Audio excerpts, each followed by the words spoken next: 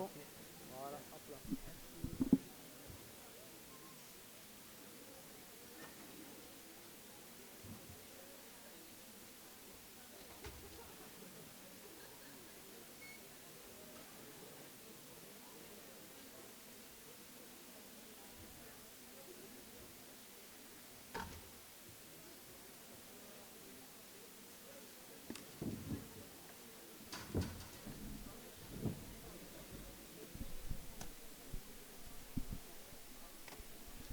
Bonjour, bonjour, bonjour.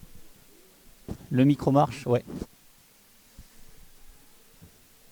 Bonne année, bonne santé, bon courage. On va commencer parce que c'est 2 heures de cours assez denses, tel que je vais vous l'expliquer. Donc aujourd'hui, on est dans ce cours de l'UE12. Hop, je me décale un peu pour pas trop me voir. Et aujourd'hui, je vais vous parler de notions de compétences situationnelles. Vous avez eu la semaine dernière par Annette Burguet un premier cours préparant à l'UE12 partie méthodologie, donc concrètement la préparation aux épreuves des oraux.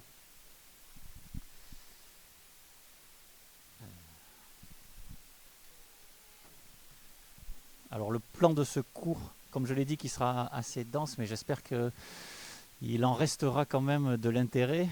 Euh, D'abord, je vais exposer les objectifs de cet enseignement. Pourquoi on inscrit la compétence situationnelle au programme de PASS et de l'AS? Quel est le cadre théorique de ce qui a été pensé ici à Toulouse? Et puis, on rentrera dans le vif du sujet sur la préparation à ces mini-entretiens multiples, sur, comme le cours l'indique, le nom du cours l'indique, les méthodes qu'on va vous donner, ici en cours, puis en ED, pour que ce soit une épreuve qui puisse en définitive se préparer. Quelques mots de retour d'expérience de l'an dernier, les leçons qu'on en tire et les perspectives pour cette année d'amélioration. Et puis des éléments pour vous permettre de vous exercer au mini-entretien multiple avec un calendrier prévisionnel. Alors, les objectifs du cours, c'est bien sûr de vous présenter cette notion de compétence situationnelle. C'est le terme que l'on a retrouvé dans la littérature pour présenter cette compétence. De façon complémentaire, au cours que vous avez eu la semaine dernière, axé sur la psychologie, et au cours de la semaine prochaine, plus sur la communication. Et aujourd'hui, surtout, c'est de vous fournir un cadre pratique, donc pratico-pratique, général, pour préparer les réponses aux mises en situation dans les mini-entretiens multiples. Et je pense, j'espère, que ce qui vous intéressera le plus aujourd'hui, c'est la démonstration que ce qu'on a essayé de faire par ce cours sur les compétences situationnelles, c'est que ce soit transférable à la pratique médicale, à la pratique de soignant. On a décidé de faire un enseignement qui puisse servir dans la vie de tous les jours et aussi et surtout pour les futurs soignants que vous êtes.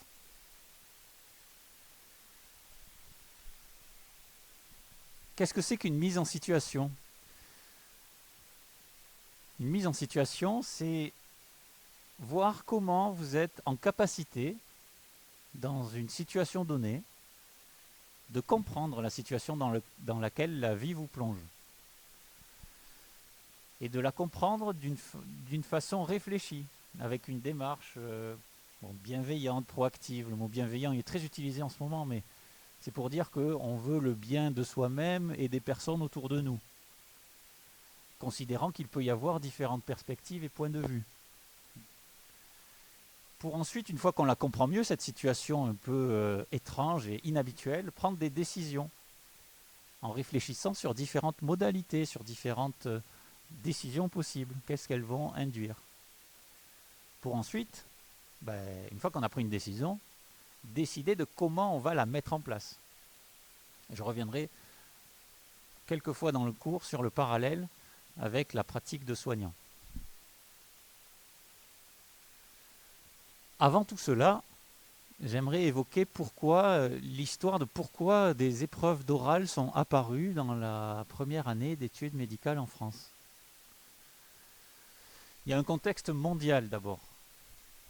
Le contexte mondial, c'est que vous avez déjà eu des enseignements, et notamment celui que l'on a fait ensemble le 25 octobre dernier, sur la relation patient-soignant. Cette relation, elle a évolué ces dernières années, ces dernières décennies. On est passé d'une approche traditionnelle, paternaliste, où le soignant décidait pour le patient ce qui était le mieux pour lui, à des approches un peu plus délibératives, interprétatives, où on décide avec le patient ce qui est le mieux pour lui. Aujourd'hui, on s'aperçoit que, c'est pas moi qui le dis, c'est les études internationales, il y en a pas mal d'ailleurs dans le domaine. Il y a des gens qui font de la recherche que sur ça. La grande majorité des plaintes des patients, c'est pas vraiment contre les professionnels de santé, c'est pas vraiment contre des problèmes de technique, d'opération. C'est surtout, je parle en termes quantitatifs, dû à des défauts de perception de professionnalisme par le patient. Exemple typique, le soignant, le médecin qui n'a pas assez écouté le patient, qui ne le comprend pas, et qui donc décide de traitements qui ne sont pas du tout adaptés aux attentes du patient. C'est ça la majorité des plaintes. Et pas qu'en France, partout dans le monde.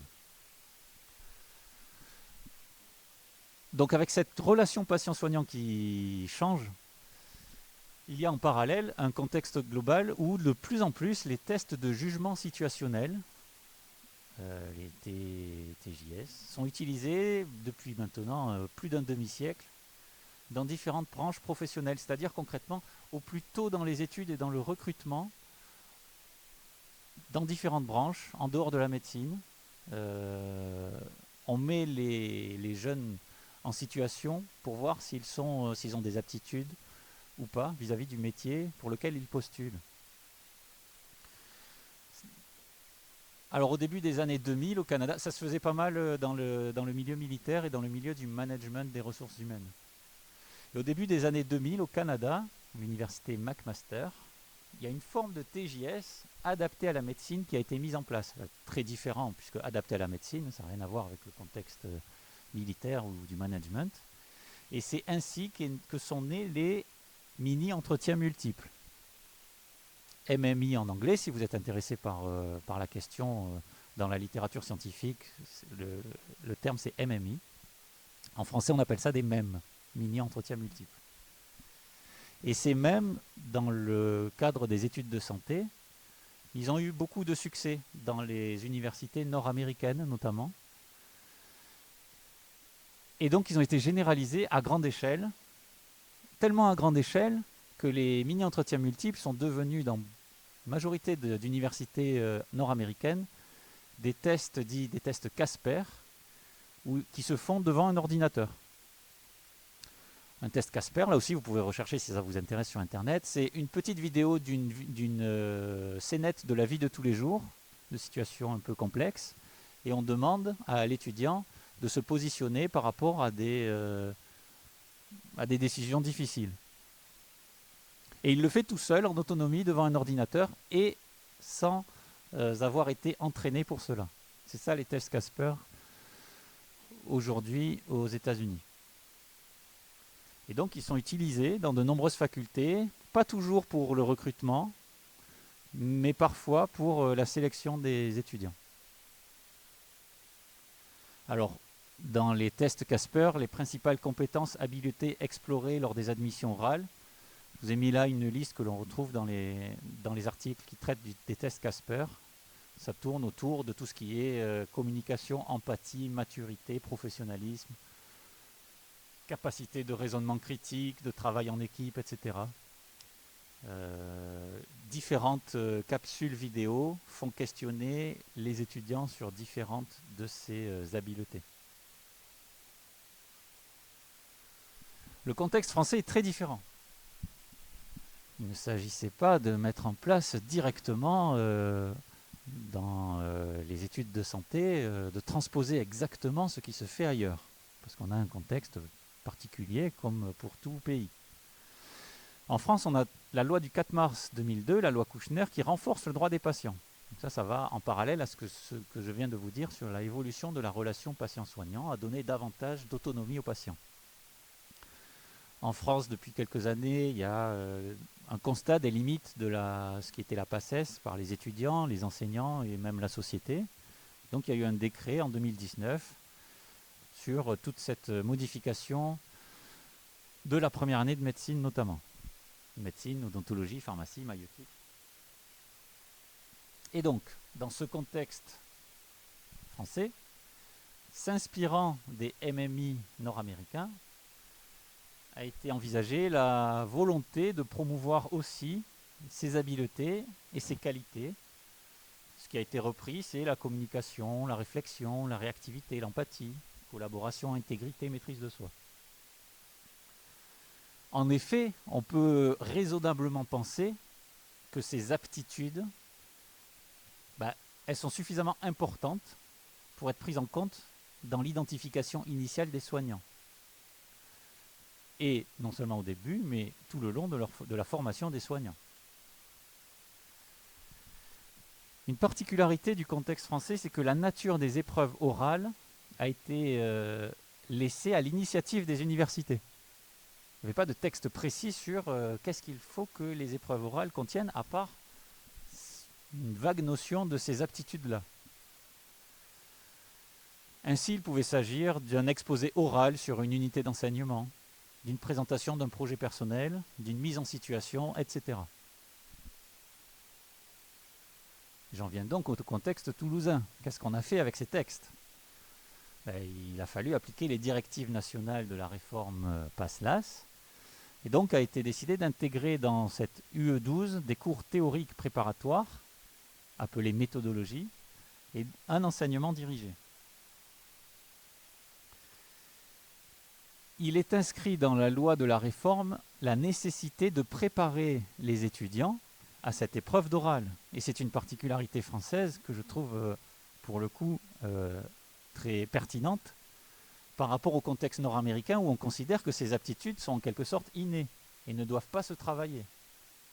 On considère en France qu'on peut le travailler. C'est dans la lignée de l'égalité des chances de chacun qui, en travaillant, peut arriver à façonner ses aptitudes et ses habiletés. C'est la raison pour laquelle vous avez des cours et un enseignement dirigé.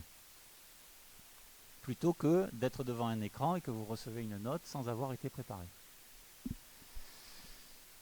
Donc le choix ici a été d'orienter les épreuves vers des mises en situation afin justement de cadrer cette épreuve et de promouvoir cette compétence situationnelle dont je vais parler dans le cours. Et ce, ou plutôt dans le cursus.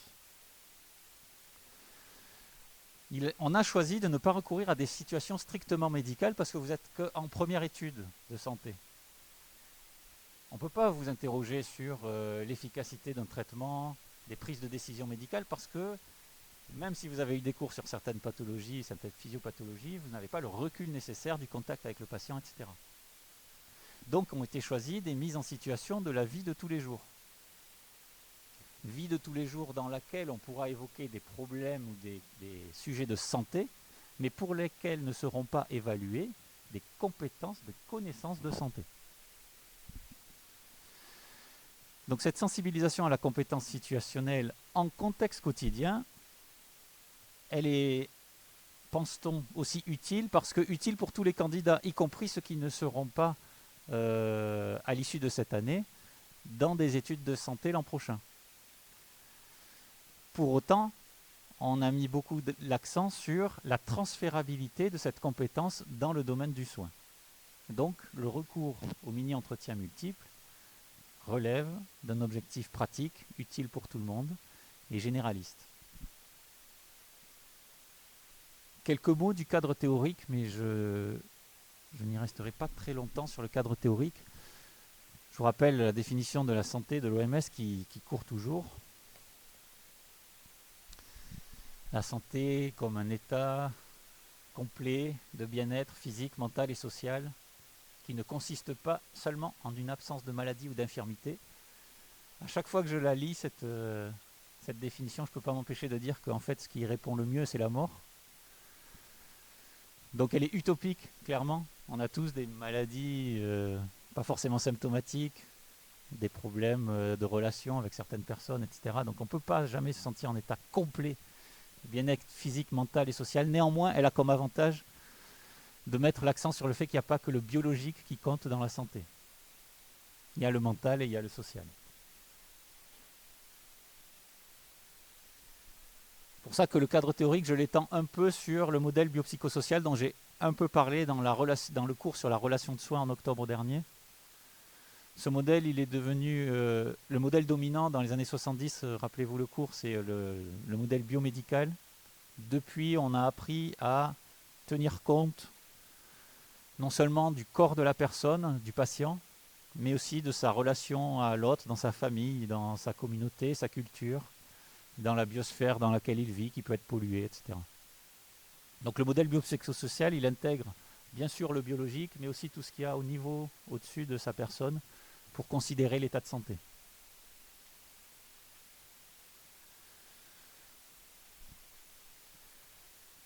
Le cadre théorique des MEM, c'est aussi l'approche centrée sur la personne, c'est-à-dire considérer que quand on va vous expliquer comment on résout une situation complexe de la vie, comment on tente de résoudre des situations complexes de la vie du quotidien, c'est pas avec des cours magistraux, c'est avec un comportement, une attitude que l'on s'approprie soi-même. C'est pour ça que vous avez des ED, c'est pour ça qu'on vous demande de vous entraîner en groupe, par exemple, c'est que il faut l'appliquer. C'est une compétence très pratique que je vais exposer dans la suite. Donc c'est à vous de vous l'approprier. On peut faire tous les cours qu'on veut sur comment gérer une situation. À un moment donné, il faut se plonger dedans pour savoir décortiquer les mécanismes de notre cerveau qui vont nous faire prendre telle ou telle décision.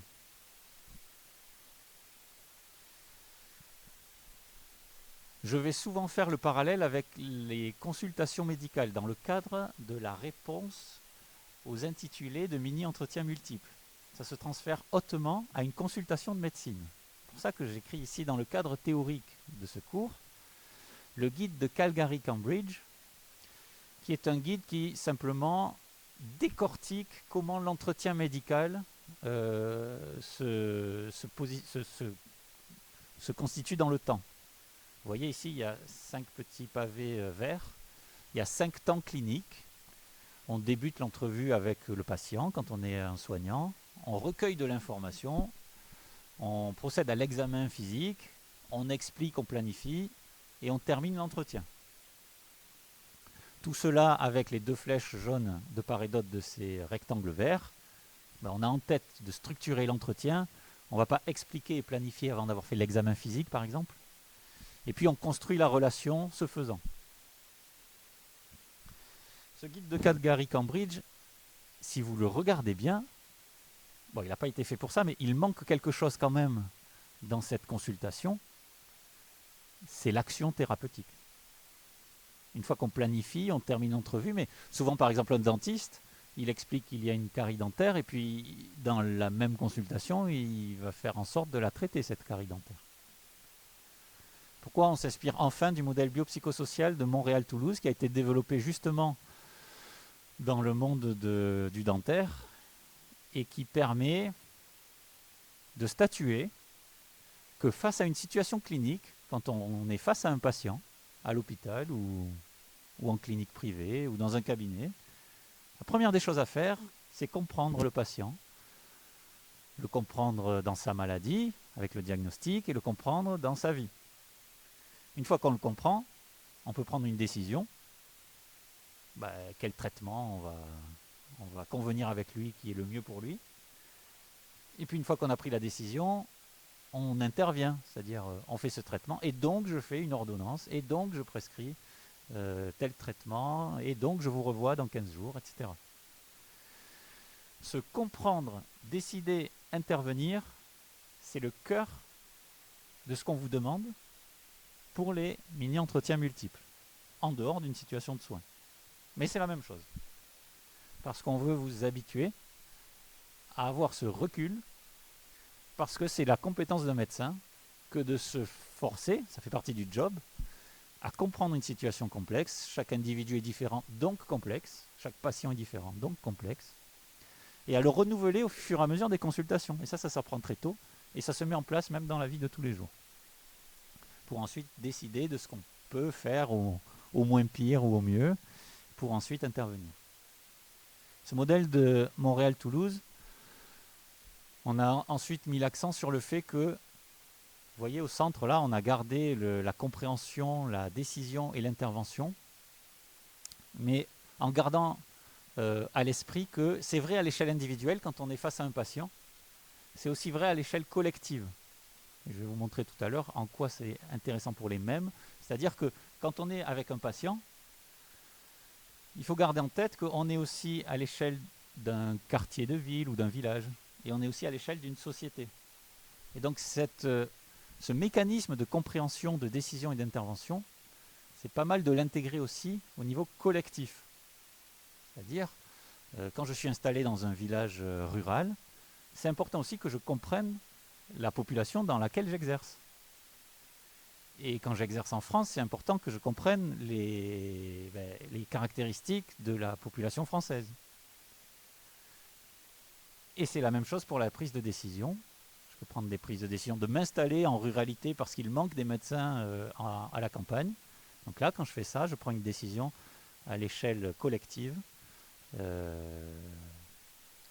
Et ensuite, j'interviens en construisant tel ou tel cabinet avec telle ou telle architecture, etc. Donc se comprendre, décider, intervenir, il est vrai à l'échelle du patient, il est vrai aussi à l'échelle collective.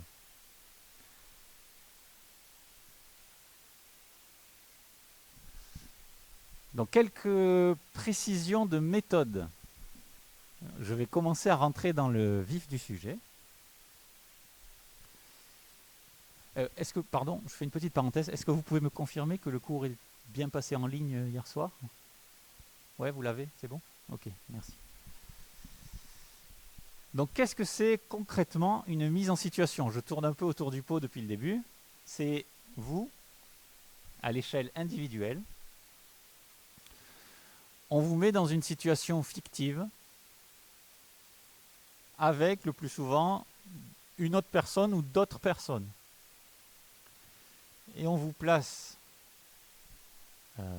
fictivement devant une situation imprévue, problématique.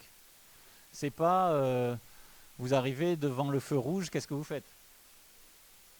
C'est un peu plus complexe que ça, parce que dans la vie de tous les jours, on prend des centaines, des milliers de décisions réflexes, et c'est très bien, c'est des heuristiques, des raccourcis de pensée qui nous permettent de ne pas réfléchir tout le temps à ce qu'on va faire. Ce serait un enfer si on n'avait pas ces automatismes.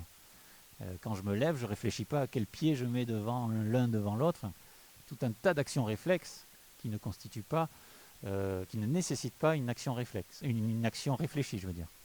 Dans le cadre des mêmes, c'est comme dans le cadre d'une consultation, on n'est pas en mode réflexe, on n'est pas en mode heuristique, pensée trop simple. C'est ce qu'on veut éviter d'un soignant qui fasse des consultations type réflexe sans réfléchir.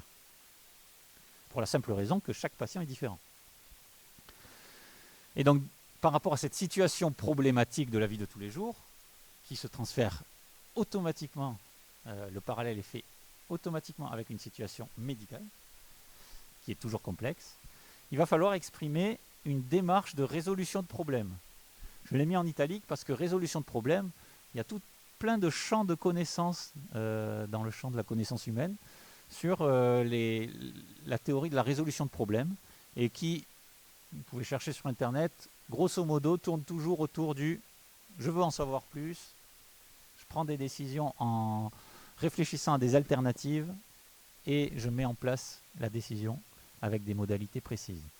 Donc c'est une pensée de résolution de problème. Quelques précisions. Une mise en situation, c'est une situation fictive. Quand vous serez devant les 3 membres du jury des oraux, évidemment, vous n'êtes pas au moment M réellement impliqué dans la situation décrite. Sur Moodle, vous avez les 6 sujets d'annales qui sont tombés l'an dernier. Vous n'êtes pas dans un aéroport, vous n'êtes pas dans un cabinet dentaire, vous n'êtes pas dans la rue, vous êtes dans un mini-entretien multiple. Donc, je le précise quand même, c'est une situation fictive. Et donc, comme c'est fictif, on ne vous demande pas forcément de nous dire ce que vous feriez, ce que vous pensez que vous feriez exactement. On vous demande d'adopter la posture, justement, de la compréhension, de la décision et de l'intervention. C'est pas qu'est-ce que vous feriez dans cette situation. Puisqu'on vous fait un cours, puisqu'on vous fait des ED, c'est pour que vous soyez amené à montrer que vous avez compris la démarche d'un futur soignant qui est je prends le temps de comprendre, je prends le temps de décider en faisant des alternatives et ensuite j'interviens. C'est pas qu'est-ce que vous feriez vous sans ce cours. C'est qu'est-ce que vous feriez vous avec ce cours. Il est possible que les situations proposées, soit en ED, soit en évaluation, en MEM, pardon, fassent résonner en vous une expérience personnelle. Par exemple, ça peut ressembler à quelque chose que vous avez déjà vécu. Si ça vous arrive, c'est fortuit, bien sûr, puisque c'est le même sujet pour tout le monde. Et c'est un argument supplémentaire pour vous inviter encore plus à suivre le guide de ces 3 étapes-là, comprendre, décider, intervenir. On ne va pas vous demander qu'est-ce que vous avez fait dans cette situation si vous l'avez déjà vécu. Vous pouvez trouver ça bizarre, mais en fait, un soignant aussi, dans le cadre de son professionnalisme, en fait, il adopte une attitude de soignant. On n'est pas tout à fait pareil quand on est en consultation et quand on est dans la rue. Donc c'est un premier pas vers l'apprentissage de cette posture-là. Et vous verrez que cette posture-là, elle, à contrario, en contresens, elle peut par contre devenir utile dans la vie de tous les jours. Je vais commencer par le plus facile, c'est reconnaître les émotions. C'est important, les émotions. Trop longtemps en médecine, on a essayé de les cacher, de dire qu'elles ne devaient pas entrer en considération dans les décisions du médecin. Ici, j'écris reconnaître les émotions. Entendez reconnaître au sens anglo-saxon, c'est-à-dire elles existent. Les émotions, elles influencent notre perception de la réalité. Les émotions, c'est un processus biologique du cerveau, influencé évidemment par la culture et la société dans laquelle on vit, et elles influencent nos choix. Donc c'est pas mal important d'arriver à les identifier sur nous-mêmes, et si possible aussi sur les autres. On ne veut pas former des soignants qui rejettent les émotions, à dire ne soyez pas des éponges, rejetez l'émotion du patient. Vous, ce qui vous intéresse, c'est que l'organe en question. C'est super important pour la décision thérapeutique et pour la décision des modalités de suivi du patient. Donc il ne faut pas les rejeter en fait. Il faut juste apprendre à les apprivoiser et à les reconnaître chez nous et chez l'autre. Donc il ne faut pas hésiter à les exprimer. Et donc on va vous demander de les exprimer, des émotions fictives. Des émotions, il en existe beaucoup. C'est évidemment des interactions bioculturelles. On décrit souvent une poignée d'émotions primaires que je vais brièvement vous présenter. Les 6 émotions primaires de Ekman, mais il y a plein d'autres classifications. L'une n'est pas mieux que l'autre. Je vous ai mis une référence pour peut-être vous aider à enrichir le vocabulaire des émotions. Des émotions, elles ne sont pas toutes primaires, il y en a des plus complexes que d'autres. Et ça peut vous aider à connaître les mots des émotions, à mieux les exprimer, les reconnaître et à les ressortir, par exemple, le jour des entretiens. Alors les 6 émotions primaires classiques, c'est la colère, quelqu'un qui vous trahit, ça implique automatiquement de la colère. Ça existe aussi le dégoût, votre voisin qui projette de manger son chien. Notez, remarquez la grosse influence culturelle du dégoût. Peut-être que dans certaines cultures, ça ne fait pas émerger cette même émotion face à un même événement. La peur, si pendant la nuit vous entendez des bruits de pas au-dessus de votre toit. Pas normal, bizarre qu'il y ait quelqu'un qui se balade sur mon toit. La joie, quand vous êtes bien avec vos amis. La tristesse quand vous apprenez que quelqu'un de proche est souffrant.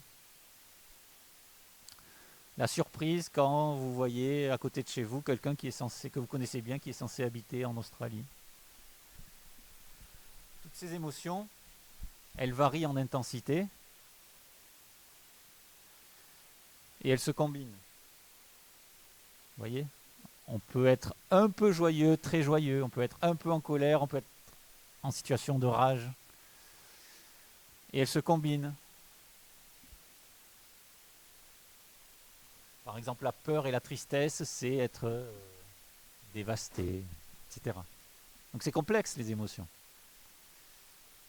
Et les traits faciaux qui les expriment peuvent aussi être différents en fonction des cultures.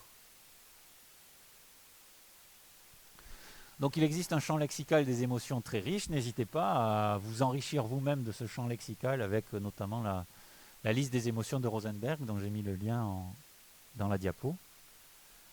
Et gardez en tête que ces émotions, elles sont aussi relatives à la culture dans laquelle on vit. Donc les émotions, dans la grille de notation que je présenterai tout à l'heure, il y a une petite part de la notation des étudiants qui vient à vérifier qu'il a bien pensé à dire qu'il est dévasté, surpris, joyeux, etc. Et qu'il a décelé chez les autres de la colère, de la peur, etc. Parce que les émotions, on ne peut pas les contourner dans la vie de tous les jours. Une deuxième notion assez simple en définitive, mais cruciale pour un futur soignant. Donc le soignant ne se laisse pas déborder par les émotions, mais ne les rejette pas, il les intègre, il les nomme, il les connaît, super, etc. Deuxième notion super importante, l'assertivité. Vous en avez peut-être déjà entendu parler, mais peut-être moins que les émotions. Il y a plein de concepts dans les sciences psychosociales. Celui d'assertivité, je trouve qu'il est particulièrement pertinent dans le domaine du soin. Il y a 4 types de comportements réflexes qu'on peut avoir face à une situation problématique. Encore une fois, je ne parle pas du feu rouge, du feu vert qui passe au rouge. En général, bon, on peut... c'est peut-être pas un bon exemple parce qu'on peut râler devant un feu vert qui devient rouge, mais je parle de situations problématiques de la vie de tous les jours. Et je vais l'illustrer directement pour que vous puissiez toucher du doigt et comprendre rapidement ce qu'est que ce phénomène d'assertivité si vous ne le connaissez pas. Imaginez, on va essayer d'imaginer pas mal ce matin. Vous êtes avec un ami, une amie, et vous avez commandé ensemble sur Internet, le même jour, la même heure, sur le même ordinateur, un objet que vous vouliez depuis longtemps, un livre, un vêtement, un smartphone, n'importe quoi, et vous avez commandé exactement le même avec votre ami. Vous allez ensemble le retirer en magasin, parce que vous avez fait la commande ou vous avez pris l'option, je vais le récupérer en magasin. Vous ouvrez votre paquet, vous, et vous constatez que votre objet, il est abîmé. Abîmé pas mal. Si c'est un livre, il a la couverture toute pliée. Si c'est un vêtement, il a toute une partie décousue. Si c'est un écran, il est fêlé. Enfin, un truc, vous n'êtes pas super content, quoi. Et celui de votre ami, nickel. Aucun problème. Ça peut être un exemple de mise en situation de la vie de tous les jours un petit peu complexe. Complexe parce que comment on va gérer ça ? Donc il y a les émotions dont j'ai parlé tout à l'heure. Et maintenant, qu'est-ce que c'est l'assertivité ? D'abord, qu'est-ce que ce n'est pas ? Il y a 4 types de comportements, je vous l'ai dit. Le premier, c'est d'être dans l'agressivité. Vous voyez que votre objet, il y a quelque chose qui ne va pas. Vous êtes en colère, et cette colère, qui peut être légitime, vous l'exprimez directement comme un processus de résolution de problème auprès du commerçant. Ouais, c'est une honte, c'est n'importe quoi, je porte plainte, qu'est-ce que c'est que ça, blablabla, bla, bla, bla, colère. Selon nos personnalités, on peut être enclin à verser vers la colère ou vers la fuite.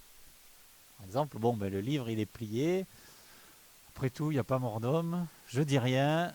Je dis rien même à mon ami. Puis, même si ça m'affecte, et je prends sur moi. Ça, c'est la fuite. C'est pas toujours une mauvaise chose, hein. Des fois, il faut savoir fuir. Un autre type de comportement, c'est la manipulation. Alors ça, c'est assez rare, mais je suis sûr qu'autour de vous, vous avez déjà expérimenté ce type d'attitude chez quelqu'un, jamais chez vous, bien sûr. Vous tentez subrepticement d'échanger votre objet parce que, par exemple, votre ami, il l'a pas vu que le sien il est intact et le vôtre abîmé. Et hop. On appelle ça de la manipulation. Et enfin, l'assertivité, qu'est-ce que c'est? C'est reconnaître le problème et pouvoir l'exprimer dans le calme, en rapportant par exemple ici les faits au commerçant et à l'ami, en tentant de trouver une solution. Est-ce que monsieur, on peut le renvoyer? Est-ce que je peux l'avoir dans 3 jours? Est-ce que ça va bien se passer si on fait ça? Ça, c'est l'assertivité. On l'évoque ici dans ce cours parce que précisément l'assertivité, c'est une énorme compétence requise pour tout soignant. Un patient qui arrive agressif dans un cabinet dentaire, la première réponse, c'est d'identifier son agressivité, son émotion, etc. C'est pas de répondre à l'agressivité par l'agressivité, ni par la fuite, ni encore moins par la manipulation.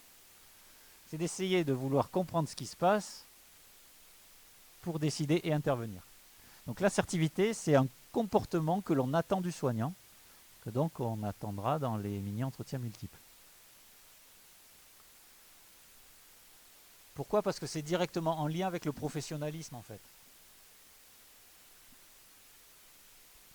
Il y a un test sur internet qui s'appelle le test de Gordon, vous le trouvez facilement, qui vous permet sur une 40aine de questions, je crois, il y a 40 questions sur les 4, ces 40 très courtes mises en situation, qui vous permettent d'évaluer si vous êtes plutôt naturellement dans l'agressivité, dans la manipulation, la colère ou l'assertivité.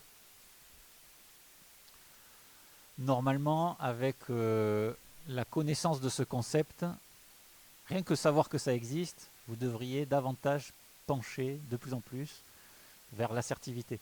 Et je pense que les étudiants qui embrassent des études de santé sont peut-être plus enclins à être assertifs, pas mal assertifs au départ. Donc, il y a la reconnaissance des émotions et l'assertivité qui constituent un peu la colle,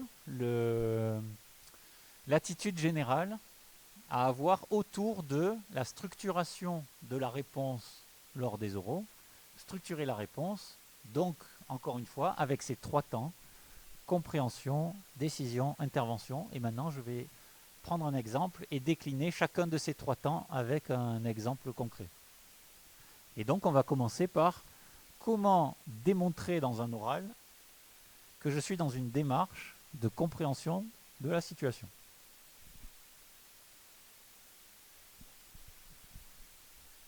La première chose, c'est d'être en capacité d'exprimer la situation, en impliquant notamment les émotions mises en jeu, parce que les émotions, c'est ce qui arrive en premier. Donc c'est logique, quand on vous donne un intitulé, ça peut être logique de dire en premier lieu, je ressens de la colère. Et c'est bien de l'exprimer, parce que c'est pour mieux s'en écarter après, par exemple. Donc je vous donne un exemple de même. C'est assez court, un intitulé de mini-entretien multiple pour laisser part à la créativité de l'étudiant.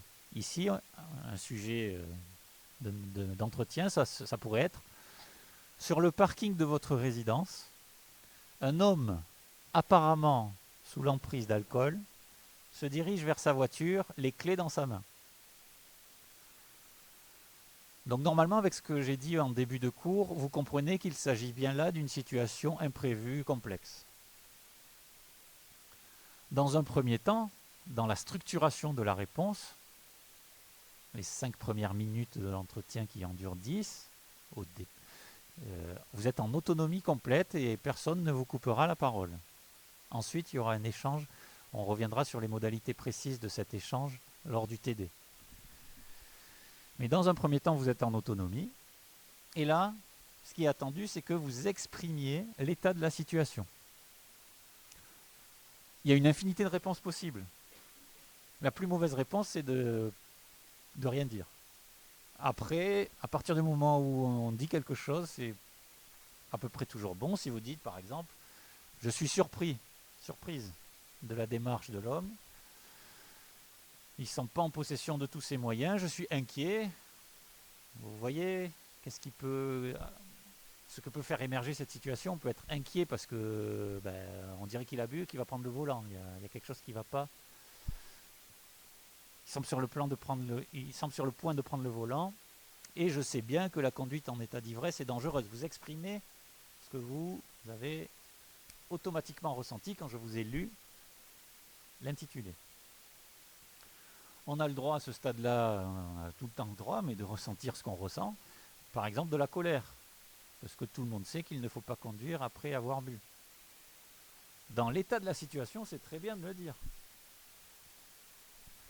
Je suis enfin indécis, je ne sais pas quoi faire, agité par cette situation, car si on doit faire quelque chose, je suis un peu pressé par le temps, il faut le faire maintenant. Ce n'est pas une fois qu'il est parti que je pourrais facilement agir sur cette situation.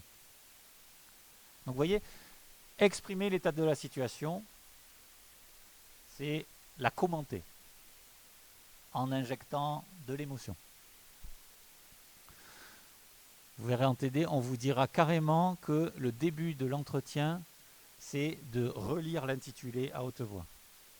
Déjà, c'est la chose la plus facile, on vous demande, et vous avez des points pour ça, de relire et de vous approprier à la première personne l'intitulé. C'est-à-dire, il y a écrit « vous », il faut dire « je ».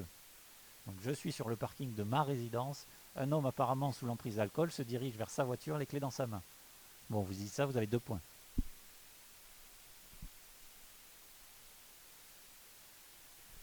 Dans la très grande majorité des situations problématiques, et c'est pour ça que les intitulés sont courts, l'information initiale, elle est parcellaire. On n'a pas un roman, on ne vous dit pas il y a plein de voitures, il y a un groupe de 10 personnes à côté, il est 7 h du matin. On ne dit pas ça sciemment pour vous laisser, vous, l'imagination et la créativité d'aller dans le sens qui vous arrange. Vous pouvez choisir l'heure, le contexte, etc. Comme un médecin tient en compte du contexte. Et donc, il convient d'explorer davantage la situation. En fait, vous ne pouvez pas vous contenter de poser l'état de situation initiale pour décider d'une action. À partir du moment où vous avez dit « je suis surpris, stressé », vous ne pouvez pas dire directement « donc je décide de lui sauter dessus, de lui enlever les clés de la main ». Parce qu'il manque quelque chose à ce stade-là, c'est la démonstration que vous êtes en capacité de recueillir davantage d'informations. Comme un médecin, il ne va pas se fier à son intuition de qu'est-ce que c'est la maladie du patient qui passe la porte. Toujours, il va devoir avoir une attitude d'exploration un peu plus poussée de la situation. Et donc, c'est à vous d'imaginer comment vous pourriez agir pour recueillir davantage d'informations. Comme un médecin qui va faire sa consultation. Là, vous êtes un médecin qui fait une consultation sur cette situation sur le parking. Qu'est-ce qui se passe, en fait? Et cette démarche de recherche d'informations, elle compte plus que la pertinence des actions. Toutefois, avec l'expérience de l'an dernier, on s'aperçoit qu'il est pas mal de vous demander d'essayer de privilégier la plausibilité de la démarche. Je donne quelques exemples. Le plus simple, le plus courant, ce qu'on vous conseille le plus souvent, c'est d'essayer d'engager la conversation avec les protagonistes ou le protagoniste. Là, c'est pas mal. Pour savoir plus, d'aller demander au protagoniste qu'est-ce qui se passe. On pourrait aussi imaginer de solliciter des tiers que vous pouvez inventer dans la mise en situation. Des personnes qui sont à côté de sa voiture. Ou des amis à lui que vous voyez parce que vous les connaissez. C'est ok ça. Un peu moins plausible, affirmer que vous connaissez bien l'homme et que vous savez qu'en fait il n'a pas de voiture. Mais pourquoi pas, ça pourrait se défendre, hein. Après, vous auriez certainement d'autres questions euh, dans les 5 minutes d'après pour vous dire en contrefactualité, en fait vous ne le connaissez pas, comment vous réagiriez. Enfin, il serait très peu plausible d'utiliser un logiciel de reconnaissance faciale sur le smartphone qui indiquerait que l'homme il est recherché. Restez simple, créatif, mais on ne vous conseille pas d'être dans des situations compliquées parce que après, quand vous allez dérouler la décision et l'intervention, si vous vous traînez une situation que vous êtes auto-créée complexe au départ, ça risque d'être plus difficile pour vous. Vous pouvez, mais ce sera plus difficile. Donc, en général, solliciter une conversation ou des personnes qui sont à côté, ça suffit.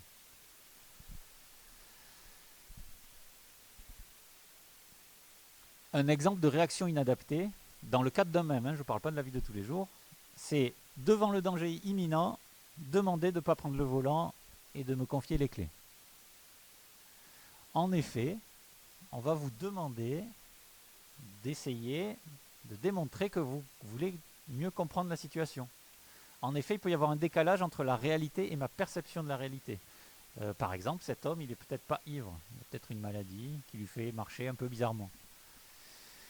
Il va peut-être juste chercher quelque chose dans son coffre, sans prendre le volant. Donc la réaction adaptée, c'est que vous démontrez que vous allez chercher plus d'infos. Je le dis, je le redis, c'est ça qui compte. Et vous pouvez dire que malgré une certaine appréhension, vous pouvez être inquiet d'aller parler à cette personne. Je m'approche de lui et engage la conversation en lui demandant par exemple s'il va bien, s'il a besoin d'aide.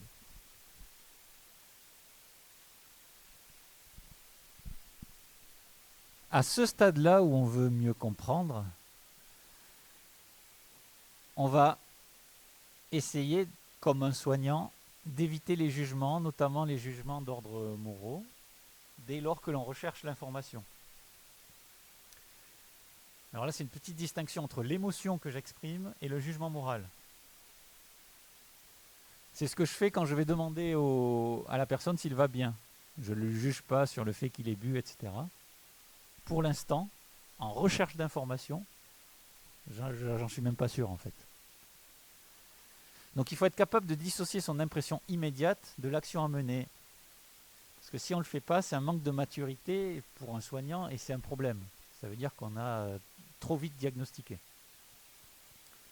Donc le recueil d'informations, ça relève d'un temps dédié pendant lequel il ne faut pas se précipiter vers une décision. Il faut se poser et dire « je vais chercher de l'information ».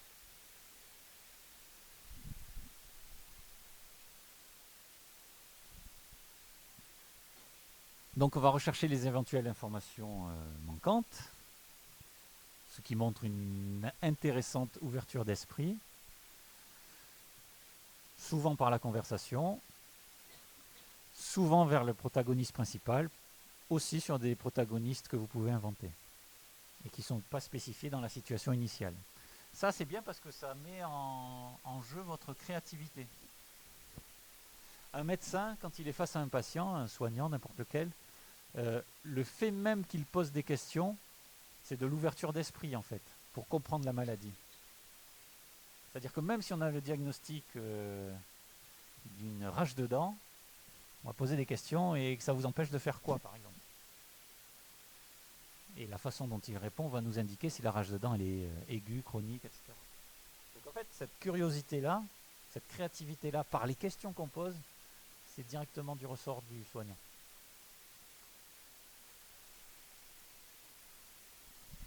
Et donc j'en viens à ce parallèle que je trouve très très très important dans le cadre de ce cours, puisqu'on est en première année d'études de santé. C'est pourquoi on vous fait faire ça. La compréhension de la situation initiale est d'une importance capitale quand on est avec des patients. La compréhension, c'est d'abord la compréhension de la personne. Qui est-il? Qui est-elle? Dans quel environnement vit cette personne? Qu'est-ce qu'elle veut? Qu'est-ce qu'elle attend? Il y a des personnes qui viennent avec des dents qui bougent, elles vont tomber à peine on tire dessus avec le doigt. Et deux personnes différentes avec la même dent qui bouge beaucoup, il y en a une qui voudra absolument la conserver et l'autre qui voudra absolument qu'on l'enlève. C'est important de demander qu'est-ce que vous voulez. même si au final on fait la même chose chez les deux, la façon de communiquer après avec la personne sera complètement différente si on est au courant de ce qu'il a en tête. Donc dans quel état émotionnel est le patient? Ça ne prend pas 3 heures dans une consultation, mais encore faut-il y penser. Et pourquoi il consulte? Donc il y a la compréhension de la personne et il y a la compréhension de l'état de santé, bien sûr. Un soignant, un médecin, il va établir des diagnostics.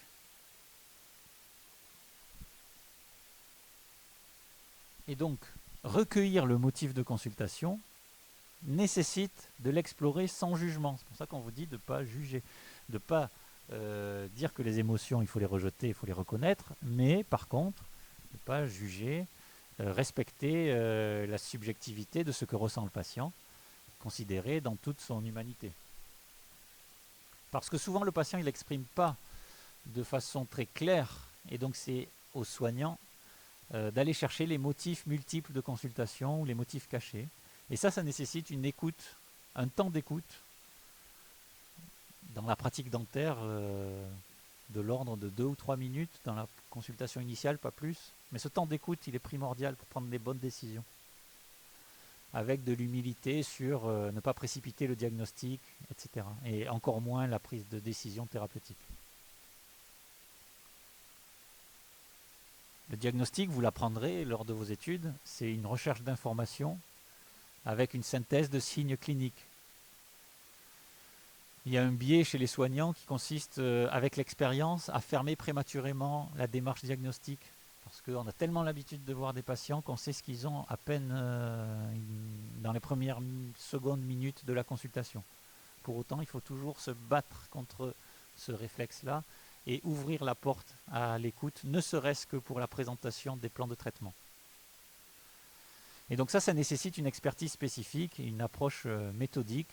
Concrètement, j'écoute et ensuite je décide de quel examen complémentaire j'ai besoin pour confirmer ou pas le diagnostic que j'ai en tête. Et donc de la créativité. Parce que dans certaines situations médicales complexes, je n'ai pas le diagnostic avec la consultation. Donc je vais devoir réfléchir à quel examen complémentaire je vais devoir recourir. Donc diagnostic, c'est le résultat de l'anamnèse, les échanges avec le patient et de l'examen clinique.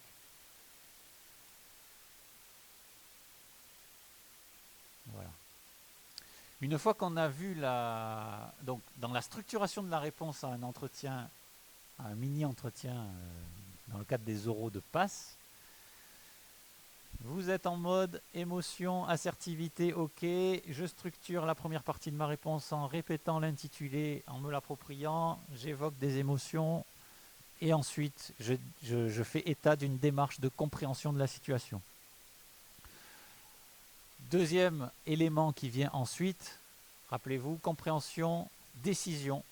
Et maintenant, je vais exposer la partie décision de cet entretien en autonomie durant les 5 premières minutes donc, de l'entretien que vous aurez. Donc une fois qu'on a compris la situation, qu'on a imaginé, que vous avez imaginé de l'enrichir vous-même, cette situation initiale, en prenant des exemples que je vous encourage à faire plausibles et simples, vous posez la question de la décision. Qu'est-ce que je fais avec cet individu qui est sur le parking avec sa clé et son attitude ivre? Donc je me pose la question, qui est directement ou indirectement impliqué dans cette situation? Qu'est-ce qui est le plus urgent? Et là, vous avez un petit tiroir à ouvrir dans votre esprit. Conseil, ce qui est facile parce qu'en situation d'entretien, on peut être stressé, donc c'est important d'avoir des petites balises pour vous guider. C'est d'ouvrir le tiroir du si alors. Le si alors, c'est quoi? Si je fais quelque chose, qu'est-ce qui va se passer au mieux et au pire? Et si je fais rien, qu'est-ce qui va se passer au mieux et au pire? Donc vous avez ces 4 possibilités que si vous apprenez la démarche, il vous suffira de l'adapter à la situation qui vous est présentée. Donc il est important de rechercher une solution, ce qu'on attend, c'est qu'elle soit créative et surtout gagnante pour vous, qui vous protège vous d'abord, et qui protège les protagonistes de l'évolution de la situation que vous faites vivre. Donc le si alors, on va le déployer avec cet exemple. Donc là, qu'est-ce que vous pouvez imaginer à la fin de l'étape de compréhension? C'est, après prise de contact, il s'avère que l'homme, j'ai discuté avec lui, il est manifestement ivre, ça c'est ce que vous pouvez dire, vous, à l'oral. Il me le dit de façon d'ailleurs assez joyeuse. Il me dit que tout va bien, qu'il a l'habitude, qu'il ne va pas loin, il va juste faire quelques kilomètres pour aller se reposer chez lui. Ça, c'est quelque chose que vous pouvez donc imaginer. Et vous imaginez bien qu'il y a une infinité de réponses possibles, qu'il n'y a pas de bonnes et de mauvaises. Ce qui est important, c'est d'arriver à imaginer quelque chose.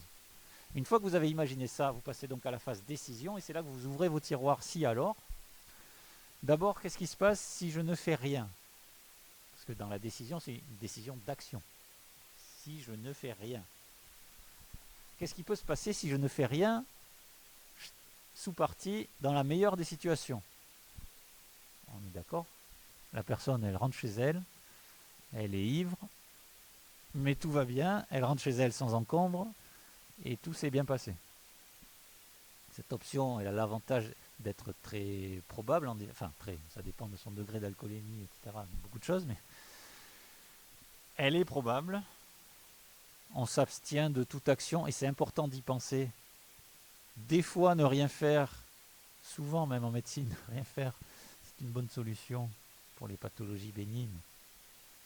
Y compris donc dans la décision médicale, l'abstention thérapeutique est quelque chose à laquelle le soignant doit toujours penser. Qu'est-ce qui se passe si je fais rien?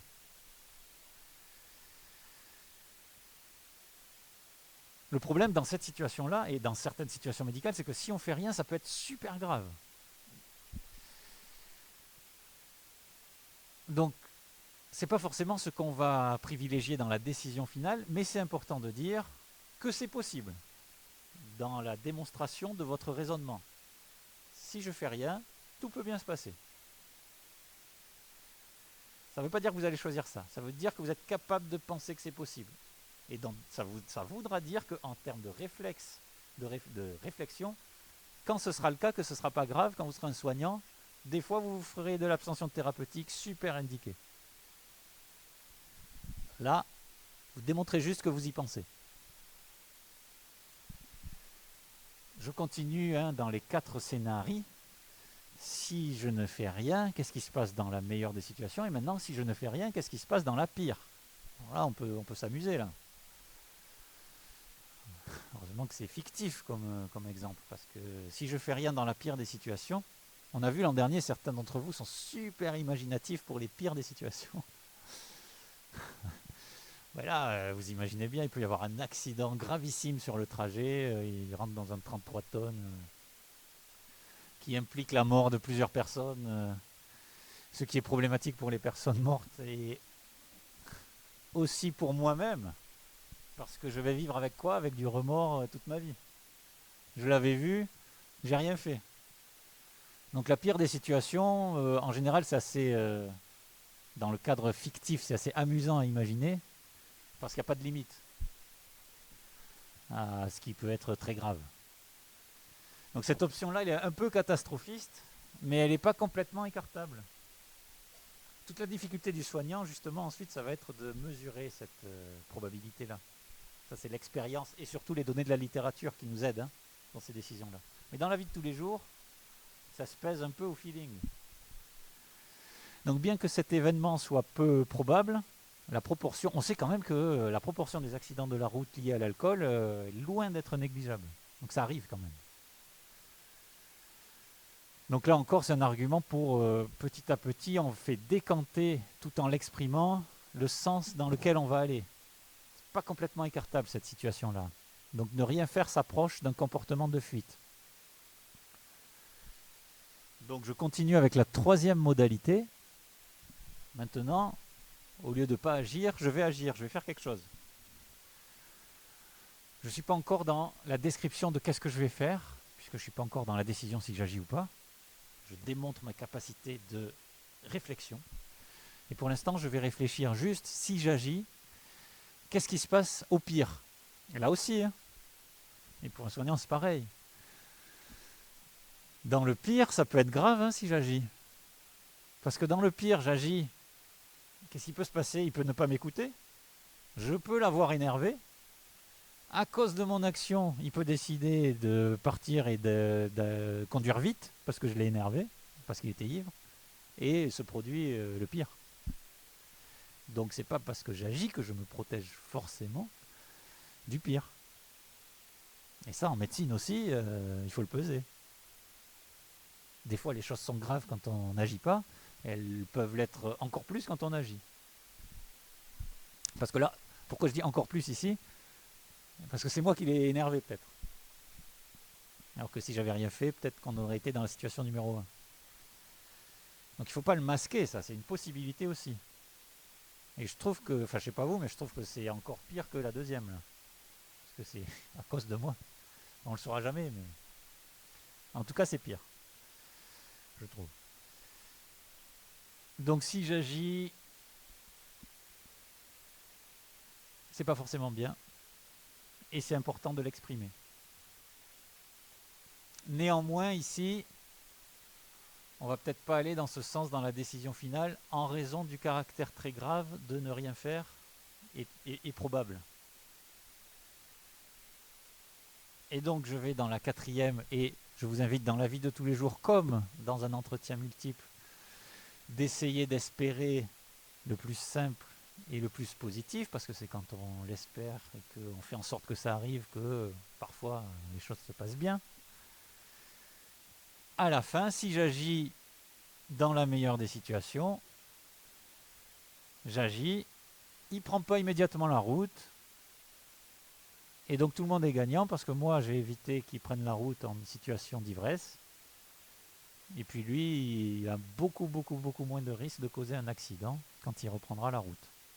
Cette option semble la meilleure, en tout cas ça va être plus simple après pour vous pour décliner la dernière qui est l'intervention, parce qu'elle est plausible, c'est quand même pas complètement improbable qu'on puisse pas discuter avec lui et lui dire que c'est pas mal d'attendre un peu, pas plus qu'il s'énerve en fait.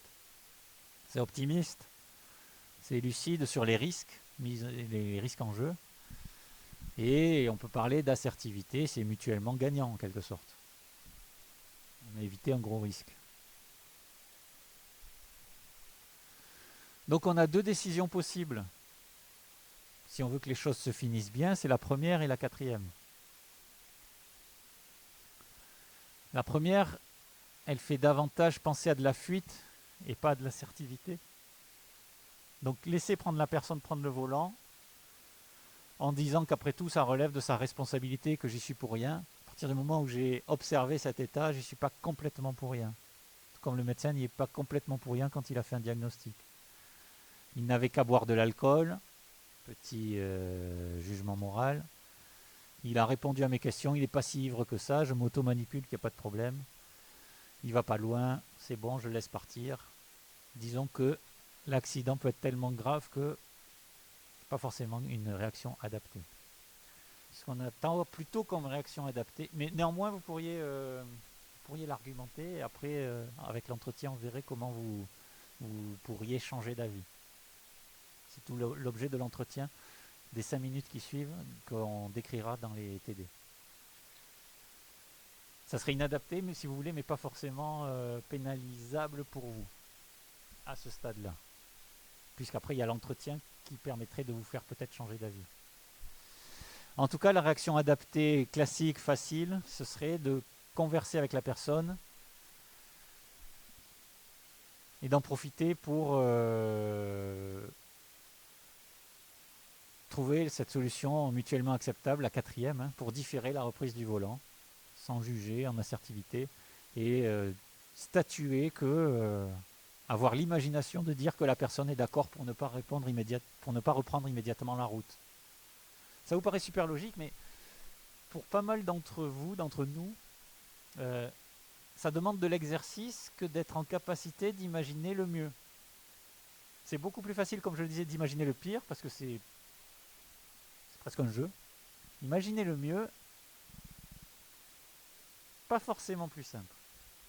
En tout cas, regardez avec votre personnalité si vous en êtes capable, parce que beaucoup d'entre nous, ça demande un petit peu d'exercice, d'être capable de faire en sorte que on voit les choses positivement et qu'elles peuvent devenir positives. Pas complètement naturel pour tout le monde.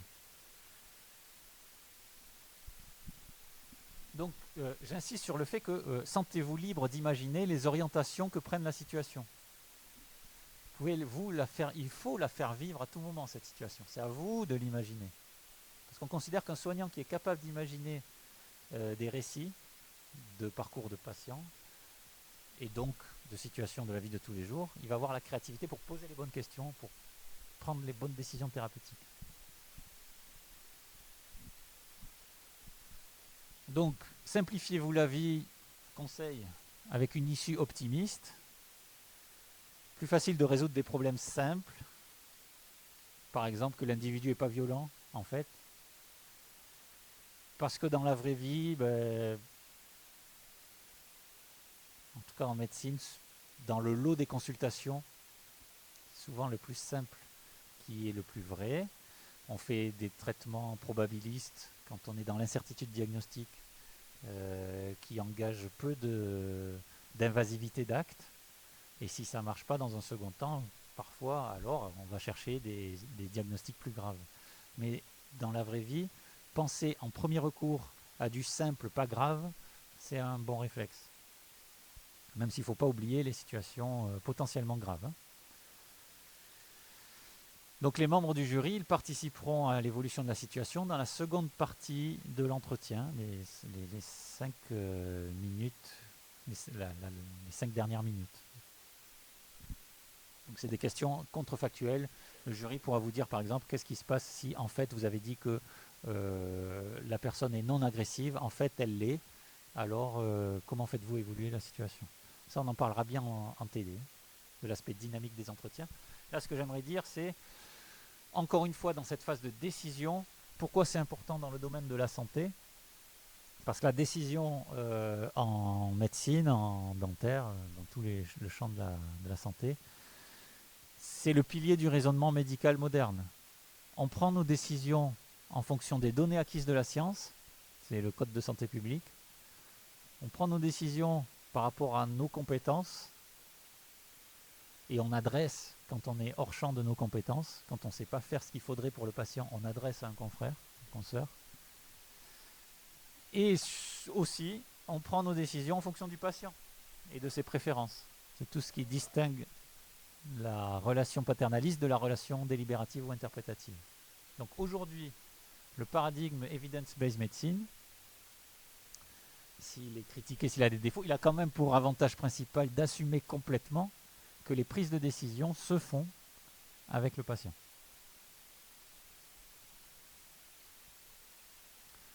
Donc on parle aujourd'hui de prise de décision partagée entre le patient et le soignant.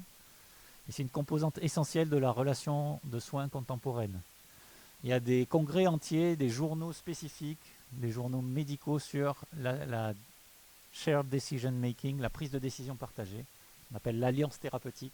Comment on fait concrètement quand on est un soignant pour prendre des décisions de soins partagés. Pour beaucoup de situations de santé, c'est pas si simple que demander au patient qu'est-ce qu'il préfère. C'est échanger, informer et décider ensemble avec toute l'information, y compris et surtout les données acquises de la science, sans jugement.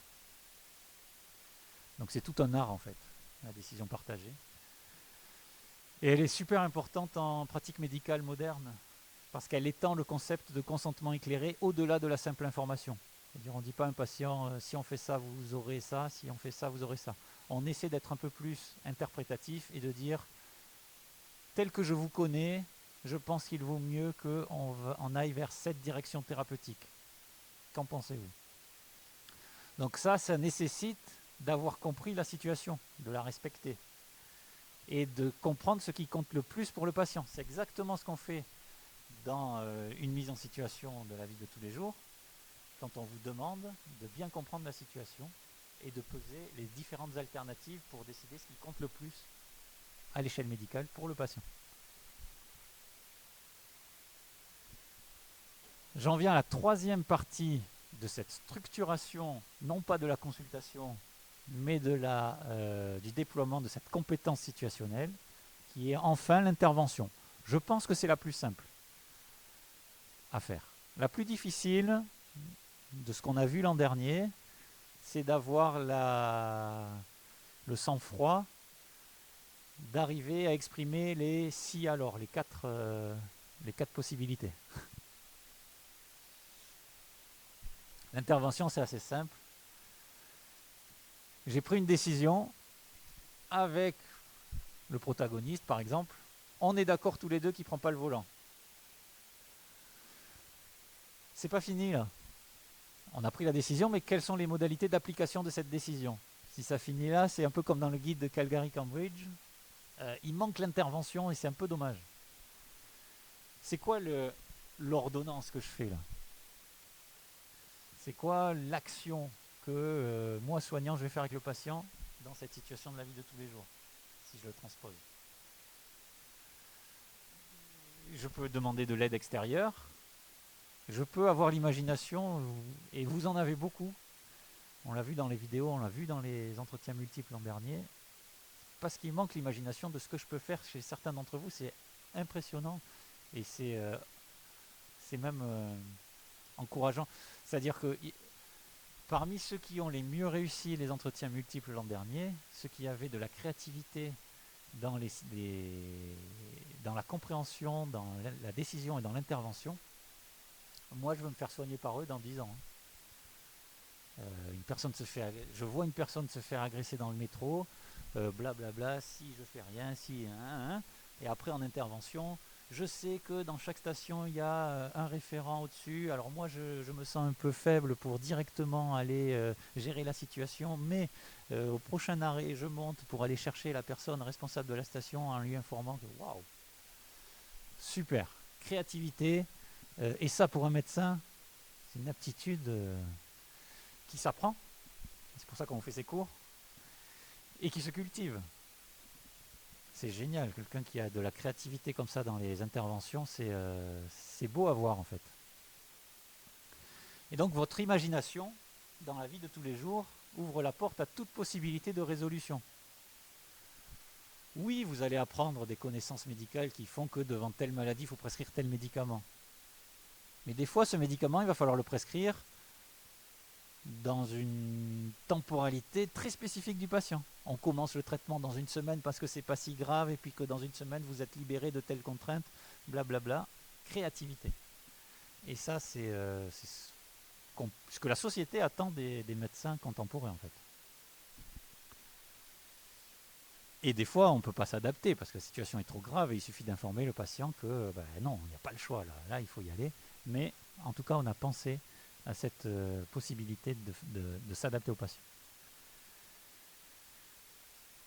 Donc, en pratique, la phase précédente peut se terminer par la personne comprend mes arguments, elle décide de ne pas reprendre le volant immédiatement. Si vous avez déployé les 4 situations, si alors dans la pire et dans la meilleure, vous avez tous les points. Maintenant, il vous faut récolter les points de l'intervention. Et là, qu'est-ce que je fais en pratique? Maintenant qu'il est d'accord pour ne pas reprendre le volant, si je fais rien, c'est inadapté, vous n'aurez pas les points de l'intervention parce qu'il n'y a pas de vérification de l'application de la décision. C'est-à-dire, il me dit qu'il ne va pas reprendre le volant, je suis satisfait, je retourne à mes occupations. Il manque la partie ordonnance. S'assurer que ça se fait.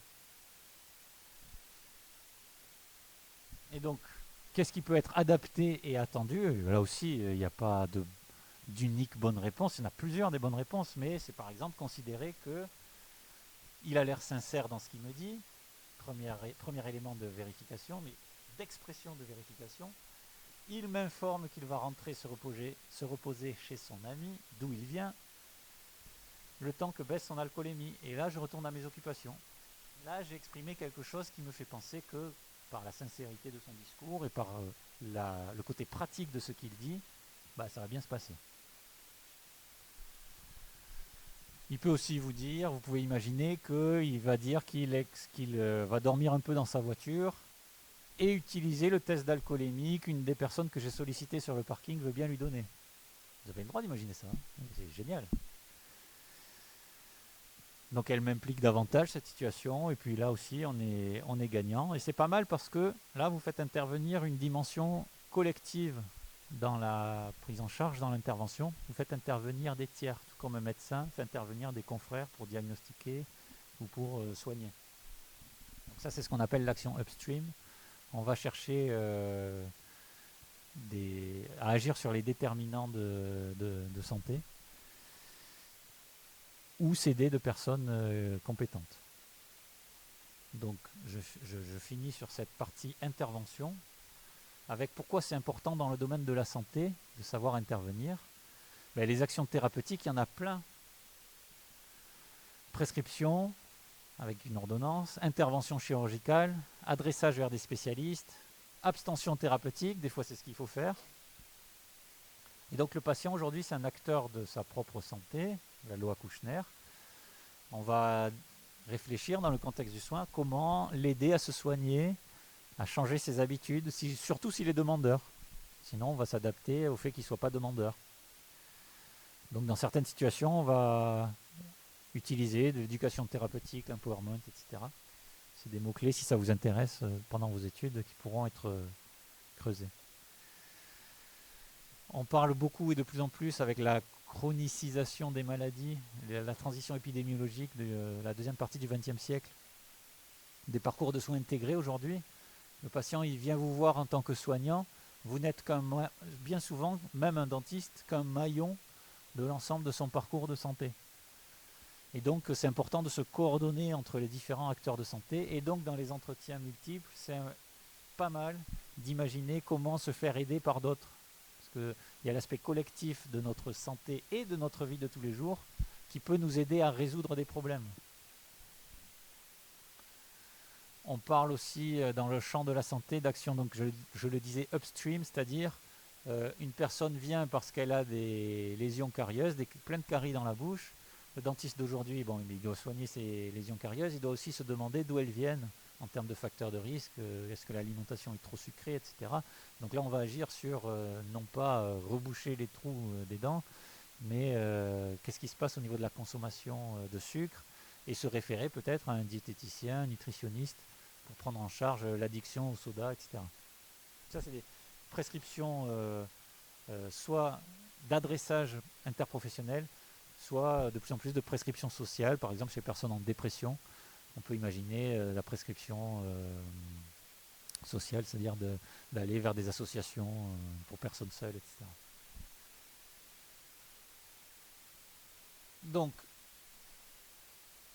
je suis désolé, j'ai beaucoup de choses à dire, donc j'ai pas fait de pause. Excusez-moi pour ça, mais c'est parce que j'aimerais avoir le temps de tout dire. Donc le noyau de la préparation aux oraux, c'est vraiment structurer la réponse à l'oral sur compréhension, décision, intervention, avec autour de ça la notion d'assertivité et de reconnaissance des émotions.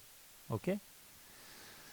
Je pense qu'il est maintenant le moment de faire un petit retour d'expérience de l'année dernière, puisque vous êtes la deuxième promotion à avoir ce cours et avoir cette évaluation par oraux.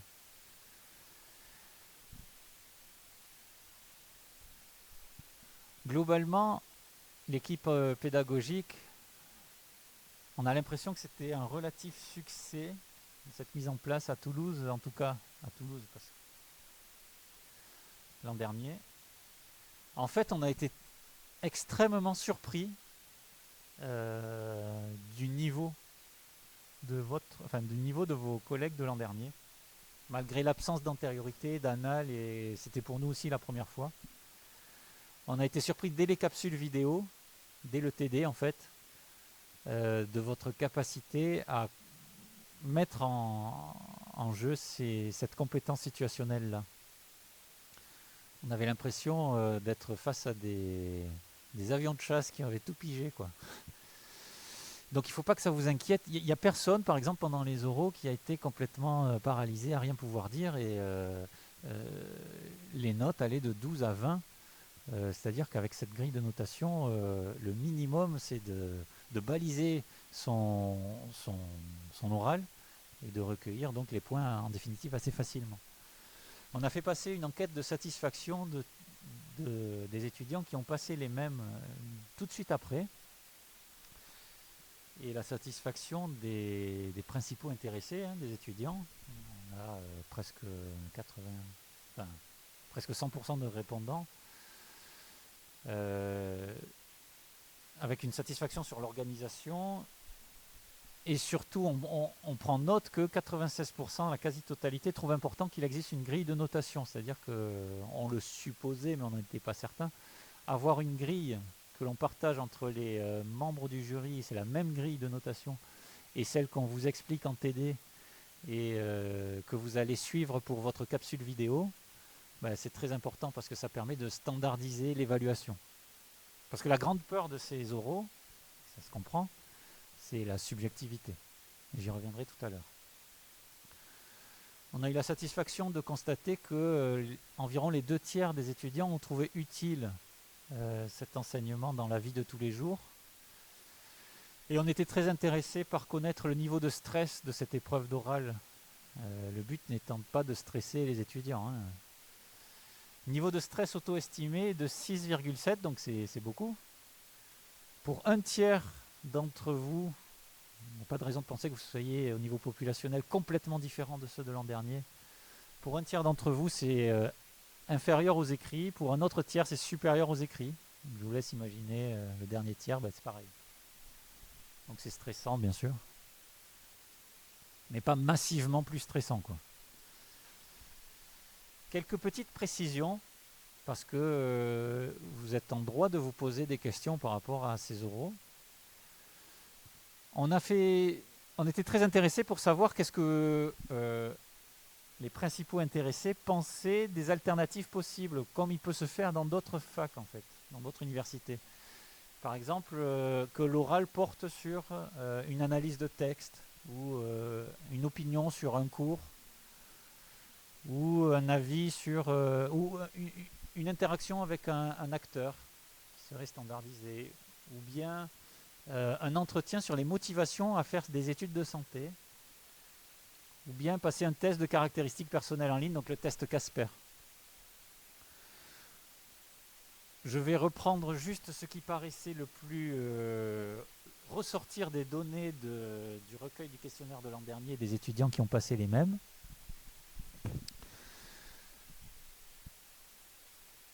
Il y en a près de 40% qui pensaient qu'il aurait été pertinent de remplacer ou de compléter les entretiens par un oral sur les motivations à faire des études de santé. Donc presque la moitié en fait, c'est beaucoup. Et je tiens à préciser donc aujourd'hui pourquoi on ne rajoute pas par exemple un troisième entretien, parce qu'il y en a deux, hein, ces mini-entretiens multiples, il y a 2 mises en situation qui se succèdent l'une après l'autre. Pourquoi il n'y a pas par exemple un troisième oral avec pourquoi vous êtes motivé à faire des études de santé? D'abord, c'est très difficile de standardiser l'évaluation de cette motivation. Et surtout, il y a un risque majeur de surenchère qui a été décrit dans la littérature quand ça s'est fait. C'est-à-dire que l'étudiant, il va dire « je suis prêt à tout » en fait. C'est en quelque sorte, c'est pour se démarquer. L'étudiant va être capable de dire « je suis capable de travailler 70 heures par semaine à l'hôpital sans être payé, sans vacances, etc. Moi, c'est ma passion. » On s'arrête où? Contexte du bien-être étudiant aujourd'hui, c'est très important d'avoir des soignants en forme, en bonne santé physique, mentale, sociale. La motivation, ok, mais pas la surenchère. On ne peut pas demander ça, on ne peut pas noter cette motivation-là, on ne peut pas l'évaluer.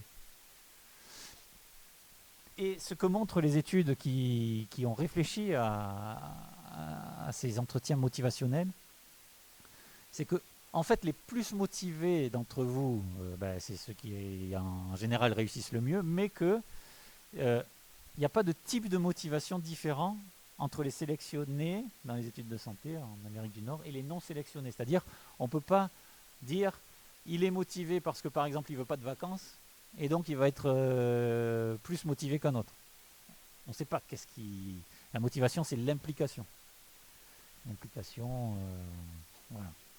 Donc ça explique pourquoi on ne met pas cette, par exemple, troisième épreuve d'oral sur un entretien motivationnel. Ce serait difficile à standardiser. Alors que là, on a Une grille super standardisée.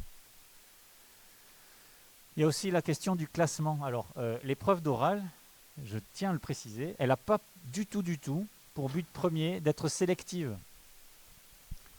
Si vous arrivez tous et toutes à avoir 20 sur 20 à cette épreuve, toute l'équipe pédagogique et tout le monde est content.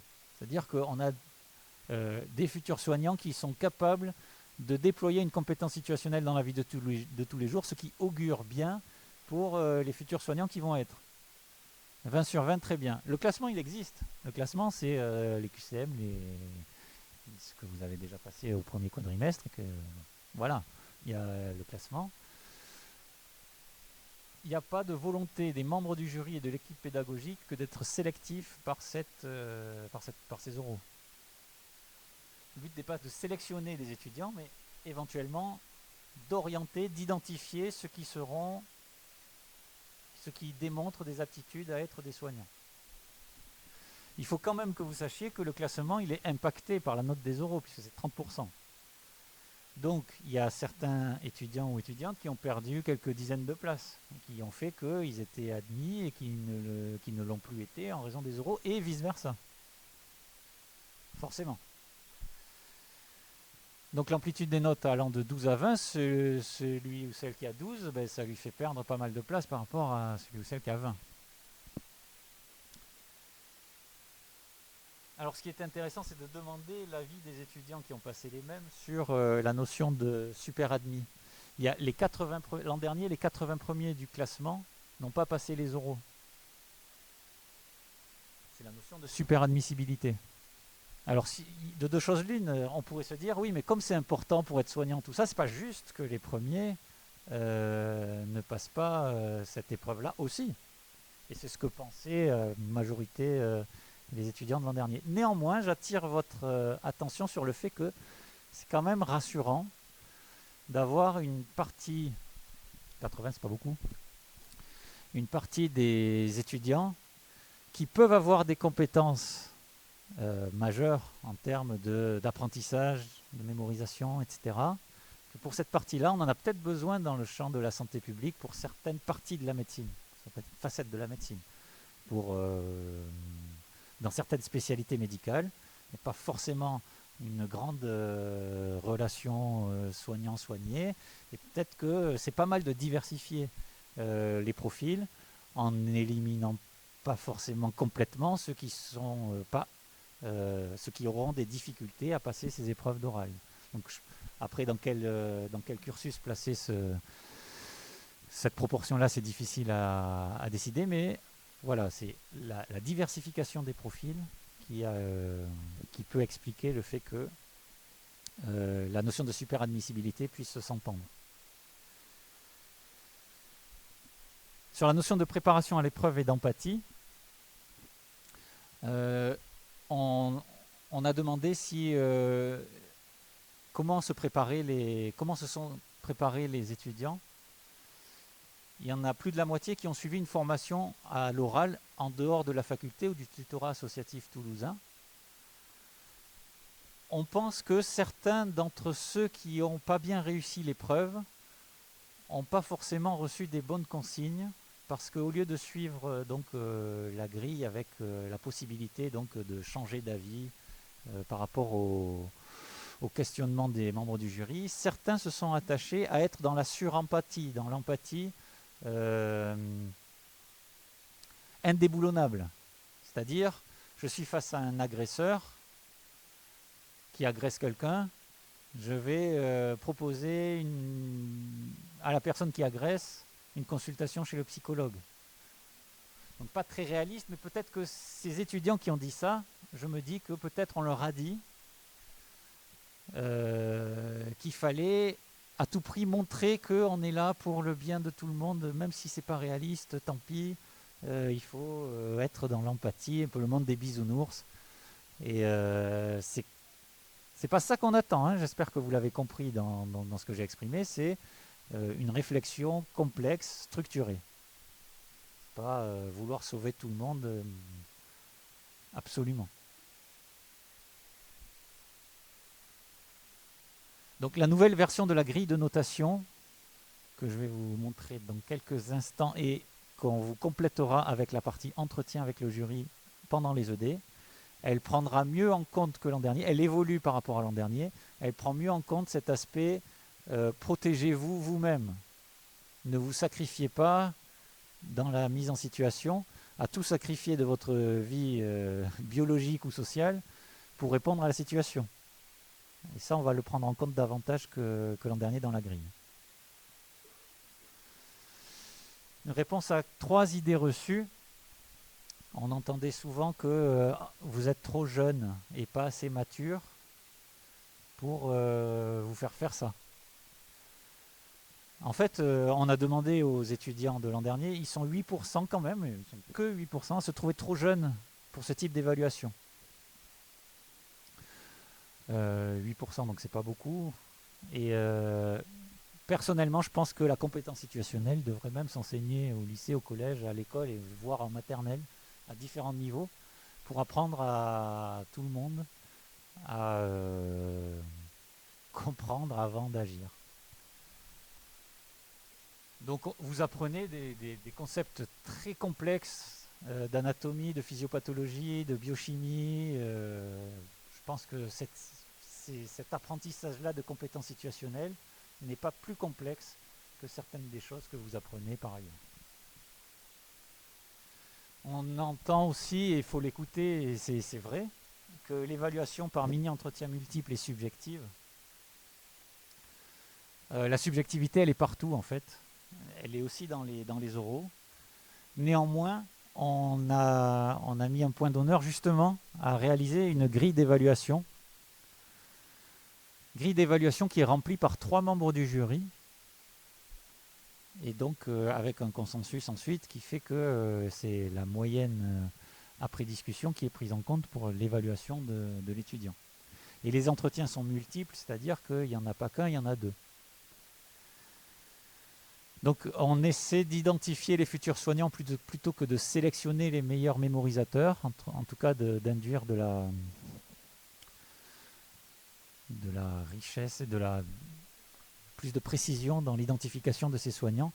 Et j'attire votre attention sur le fait que les QCM aussi sont subjectifs, non pas dans l'évaluation, puisque c'est un robot qui le fait, mais dans le choix des QCM qui sont posés. L'enseignant qui décide de poser une question sur telle ou telle partie du cours, il y a de la subjectivité là-dedans qui peut vous avantager ou pas.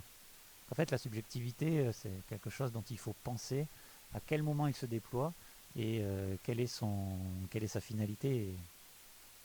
Elle existe pour les oraux, bien sûr, mais elle est quand même cadrée par des grilles d'évaluation, des membres du jury différents et 2 entretiens différents.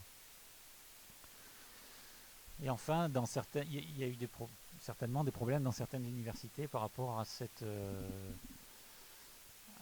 vision d'un risque de favoritisme. Je ne sais pas ce qu'il en est dans d'autres universités, mais en tout cas, à Toulouse, on a établi une charte des membres du jury, que chaque membre du jury signe avec des principes déontologiques de respect du candidat, de le laisser parler les 5 premières minutes pour qu'il puisse déployer toute sa compétence situationnelle, de neutralité, d'impartialité. Les 2 autres sont là pour 2 à 2, 2 à 1.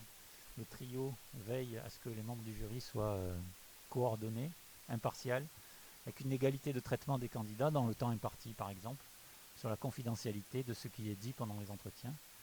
Et dans la charte des membres des jurys, il y a un guide de bon déroulement des épreuves, il y a une checklist, comment doivent se comporter les membres du jury pour que ce soit pareil pour tout le monde, avant, pendant et après les épreuves. Les membres du jury sont formés à la grille d'évaluation comme vous l'êtes en TD, par une session spécifique, donc avec une volonté de standardisation de cette évaluation également. Aujourd'hui, il est impossible de pouvoir favoriser un étudiant qui serait fils de médecin ou quoi que ce soit par cette épreuve d'oraux, par tous les garde-fous qui ont été mis en place. Donc comment s'exercer au mini-entretien multiple? Je vais vous donner 3 exemples de mise en situation pour vous exercer.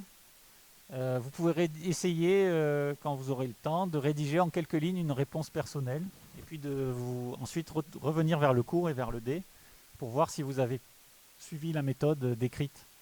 Donc je vous rappelle, émotion, assertivité, en parallèle de la structuration de la réponse dans les 3 temps. Je pense que ce qui est pas mal aussi, c'est de vous entraîner à imaginer des réponses inadaptées. Qu'est-ce qu'il ne faut pas que je réponde? Faire exprès de faire des erreurs. Et de travailler, si vous pouvez, à plusieurs, pour confronter et pour vous habituer à cette créativité. Et puis c'est amusant de travailler à plusieurs pour constater l'imagination des autres. Ça nous enrichit en fait. Si vous pouvez, n'hésitez pas. Je vous laisse quelques exemples d'intitulés. Donc vous avez les 6 intitulés de l'an dernier sur Moodle. Vous avez le dé de Moodle de l'an dernier qu'on mettra en place, qu'on mettra sur Moodle aussi. Par exemple, vous êtes étudiant, exemple externe en médecine, vous apprenez le matin de votre journée de vacation qui se termine à 18h que vous avez un impératif d'ordre familial à 16h. C'est ok, vous comprenez que vous êtes face à une situation un peu complexe. Et donc là, comment vous réagissez? Je relis l'intitulé à la première personne, je fais part de mes émotions et je décline une recherche de compréhension davantage d'informations, les alternatives si alors, les modalités d'intervention et à la fin tout se passe bien. Ok. Deuxième exemple, parmi une infinité d'exemples possibles, vous êtes le responsable sportif d'une équipe de sport collectif, donc notez que vous ne serez pas forcément toujours mis à la place de ce que vous pourriez être. Là, on sait qu'il n'y a personne qui est responsable sportif, enfin, on ne sait pas, mais il n'y en a pas beaucoup d'entre vous qui sont responsables sportifs d'une équipe de sport collectif. On a décidé de ne pas, par contre, vous mettre en situation d'être dans une situation complètement différente. Vous pouvez difficilement vous projeter. On s'est pas mal posé la question, est-ce que vous pourriez, par exemple, être une personne âgée? Peut-être que dans les années futures, on envisagera d'aller vers cette possibilité-là, mais pour l'instant, on reste dans ce qu'on pense que vous pouvez vous projeter assez facilement.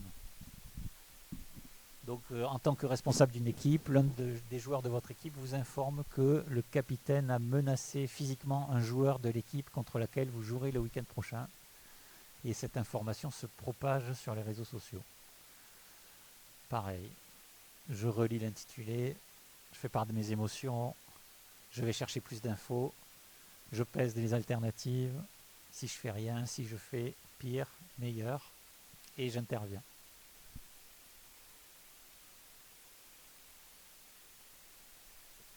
Enfin, troisième exemple, vous faites partie d'un groupe de travail de groupe. Vous êtes par exemple 5, mais ça c'est pas dit dans l'intitulé. Vous faites un travail de groupe. Une des personnes ne s'est jamais présentée aux réunions de travail, n'a pas contribué au document final. Elle vous demande de bien figurer dans les contributeurs. Vous l'avez peut-être vécu dans votre scolarité, ça, quelqu'un qui a rien fait, travail de groupe, et qui vous dit eh oh, t'es gentil, tu m'y mets. Bon, c'est complexe. Assez brièvement, parce qu'il ne reste pas beaucoup de temps, je vous ai décrit dans ces différentes diapos un autre exemple. Donc vous avez dans ce cours 2 exemples de comment vous pouvez faire pour montrer votre compétence situationnelle qui sera évaluée par la grille. Je ne vais pas tout relire là, je vous laisse le lire. C'est un exemple de réponse. Comprenez encore une fois qu'il y a plein de réponses possibles. Ici, je peux ressentir de la surprise. Par rapport aux émotions, j'en profite de cet exemple pour vous inviter, s'il vous plaît, vous êtes environ 280 à passer les oraux, à peu près toutes les situations se prêtent à la surprise, à l'expression de la surprise. Mettez-vous à la place des membres du jury. Oui, on va vous mettre le point, certainement, si vous dites que vous êtes surpris. Mais si vous pouviez essayer d'être pas que surpris pour avoir ce point, peut-être que ça pourrait vous vous aider aussi à recueillir des points en dehors des émotions pour enrichir votre réponse. En gros, gardez la surprise pour si vous êtes super stressé et essayez d'être un peu plus riche dans les émotions en vous intéressant aux différentes émotions qui existent. Donc ici, par exemple, pour enrichir l'effet de surprise qu'il y aura toujours, par définition, d'un intitulé, vous pouvez dire que sa demande me semble illégitime, je me sens piégé. Vous voyez, dans le piège, déjà, c'est un peu plus complexe. C'est pas mal de dire je me sens piégé. Je me demande pourquoi ce message il est adressé qu'à moi. Et donc là, je commente dans un premier temps la situation. Je commente cette sensation de piégeage. Je trouve que c'est inadéquat, ça se fait pas, à sa place je serais gêné, qu'est-ce que c'est que cette histoire? J'ai l'impression qu'il ne faut pas beaucoup d'estime de soi pour demander ça. Au début, là, lâchez-vous. Hein.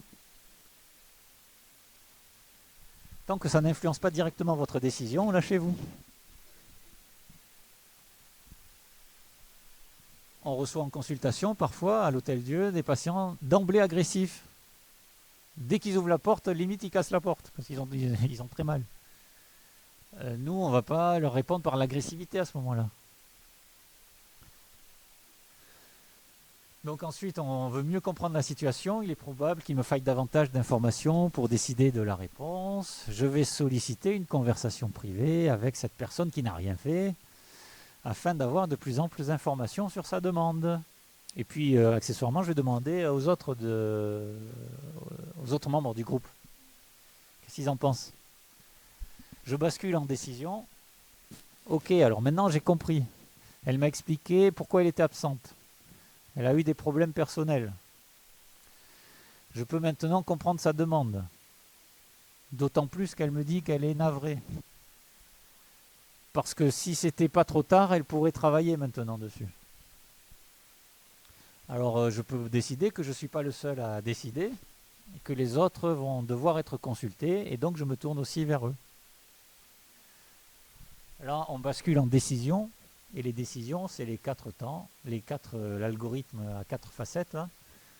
Si on refuse, donc si on ne fait rien, on refuse, dans la pire des situations, elle est identifiée comme absente, elle risque d'en pâtir dans ses études ou professionnellement. Si on ne fait rien, dans la meilleure des situations, donc elle n'est toujours pas dans les noms, mais ça n'a aucune incidence parce que ce n'est pas un devoir important.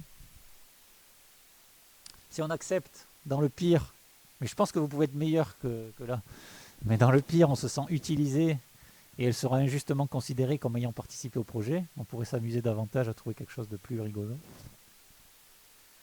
Et si on accepte dans le mieux, alors peut-être on peut trouver quelque chose de gagnant-gagnant, elle peut quand même nous aider à finaliser ce travail. Vous voyez là, je bascule créativité, j'ai le droit d'inventer que le travail n'est pas complètement fini, en fait. Il est fini, on parle de document final, mais j'invente qu'il y a un oral à faire. Donc dans la décision, l'un des membres du groupe fait remarquer que la rédaction du projet est certes terminée, mais qu'il reste la mise en forme, la présentation orale. Vous voyez ça, cette créativité-là, c'est ça qui est super intéressant pour un futur soignant. Ça veut dire que avoir l'imagination de trouver des solutions. Et quand on a l'imagination de l'inventer, on pense qu'on a l'imagination de la solliciter, de l'écouter chez un patient. Donc, aucun d'entre nous ne s'est porté volontaire pour faire la mise en forme du document, ni pour faire la présentation orale. Et ça nous arrangerait bien, nous, groupe, qu'elle accepte de participer activement à ces tâches, qu'elle fasse les impressions et la présentation orale. Et donc, on convient de lui proposer ce qu'elle accepte très volontiers. Là encore, je ne me mets pas dans une situation inextricable où on décide de ça et elle me dit « ouais, mais j'ai pas envie ». Vous n'avez que 5 minutes, il faut que ce soit cadré. Simplifiez-vous la vie. Soyez capable d'inventer des choses qui marchent. Donc afin de mettre en œuvre cette décision, intervention, n'oubliez pas la fameuse prescription, ordonnance. Qu'est-ce qu'on fait concrètement ? On convient d'expliquer les détails du projet. On décide d'une date de réunion pour ça. Donc vous voyez, c'est du concret là. C'est date de réunion, 3 semaines pour réaliser un document entièrement mis en page, accompagné de la présentation orale, choix de la mise en forme, parce qu'en plus elle s'y connaît en Word, c'est magnifique, tout va bien. Deuxième, donc là vous pouvez vous entraîner avec ces 3 exemples-là.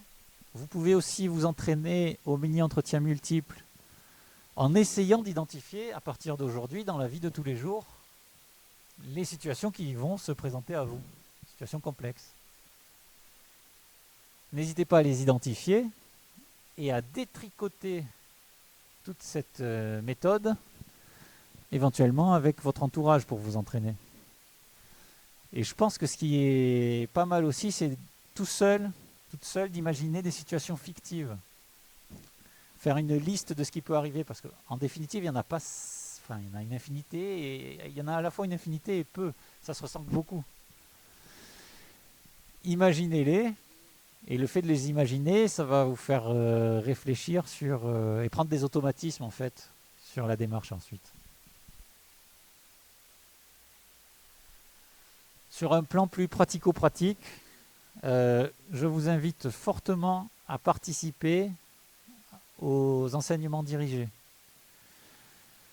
La semaine prochaine, Sophie Sixou, dans son cours sur la communication, intégrera aussi ce qu'on attend de vous pour la réalisation de ce qu'on appelle la capsule vidéo, c'est-à-dire 3 minutes de vidéo filmée avec votre ordinateur, votre téléphone, ce que vous voulez. On vous donnera aussi des indications techniques, avec un sujet qu'on vous donne 24 heures à l'avance seulement pour vous protéger. 24 heures, c'est pour que vous puissiez ne pas passer trop de temps au montage, à la réflexion pour que ce soit le mieux possible. Parce que ce qui apportera le plus, c'est si justement vous faites des erreurs. Si vous faites des erreurs, vous aurez un retour personnalisé sur cette vidéo. Il y a toute l'équipe pédagogique qui va regarder les centaines de vidéos et les évaluer. Vous aurez un retour d'un document Excel personnalisé sur les différents points de la grille. Donc vous le faites en 24 heures, ça ne vous prend pas plus que 24 heures.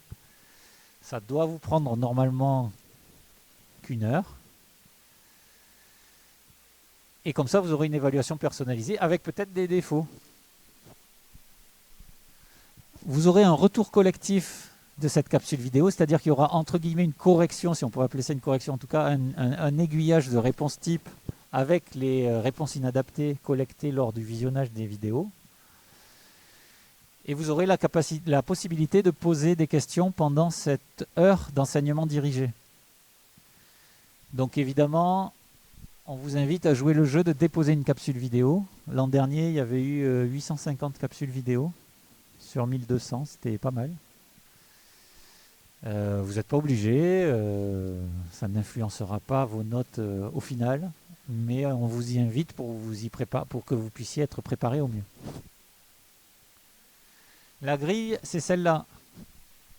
L'an dernier, à cette époque, on ne l'avait pas encore finalisée. C'est déjà une version modifiée de la grille de l'an dernier, donc n'utilisez pas la grille de l'an dernier, utilisez cette grille-là. Donc vous voyez, étape 1, compréhension, étape 2, décision, avec alternative et choix de la solution gagnante. Étape 3, intervention. Structuration générale, montrez que votre discours est balisé, c'est-à-dire utiliser des phrases types pour nous bien faire comprendre que vous passez d'une étape à une autre. Mettez en jeu les émotions, respectez le temps imparti. Ici, pour l'ED, c'est 3 minutes.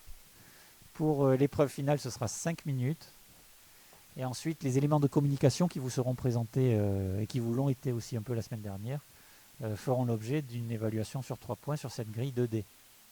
La reformulation de l'intitulé, ici, c'est aussi 0,5 points. Sachez que la grille définitive des MEM vous sera présentée lors des ED, mais que vous comprenez bien qu'elle est forcément différente, la capsule vidéo, de celle finale, puisqu'il y a la partie de 5 minutes d'entretien avec les membres du jury qui ne peuvent pas figurer dans la partie vidéo. Et donc, pour l'instant, c'est déjà beaucoup.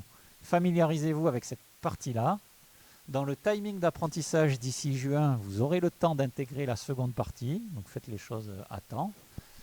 Et vous pourrez vous entraîner dans la deuxième partie avec suffisamment de temps entre la fin des écrits et les oraux. On a eu l'opportunité, la chance de pouvoir travailler l'année dernière avec le tutorat associatif toulousain. On avait fait l'an dernier une vidéo disponible sur YouTube, elle y est encore, avec la grille de l'an dernier. Donc attention, il y aura une modification cette année et on espère pouvoir vous proposer dans le courant du printemps une nouvelle vidéo avec la nouvelle grille. Néanmoins, la vidéo de l'an dernier déjà peut être intéressante pour vous à visionner. Donc j'espère qu'on pourra travailler donc avec le tutorat associatif toulousain pour vous permettre d'avoir cette vidéo au printemps. Enfin, l'espace UE12 méthodologie de Moodle, il y a un forum. S'il vous plaît, ne vous trompez pas dans le forum. Rappelez-vous, l'UE12, elle est en 3 parties. Il y a anglais, méthodologie, connaissance des métiers. Et il y a malheureusement un forum commun à tout ça. Ne postez pas une question sur la méthodologie dans le forum commun parce que ça ne va pas forcément tomber sur les bonnes personnes. Postez bien vos questions sur les mêmes dans la partie méthodologie de l'UE12 sur Moodle. S'il vous plaît, ne nous demandez pas, parce qu'on n'y répondra pas, des questions sur qu'est-ce que je pourrais faire face à telle ou telle situation. C'est à vous d'imaginer, de travailler entre vous sur ça. Par contre, on répondra à toutes les questions sur le plan de la grille, sur le plan logistique, sur le plan du fond du cours, mais pas sur des mises en situation.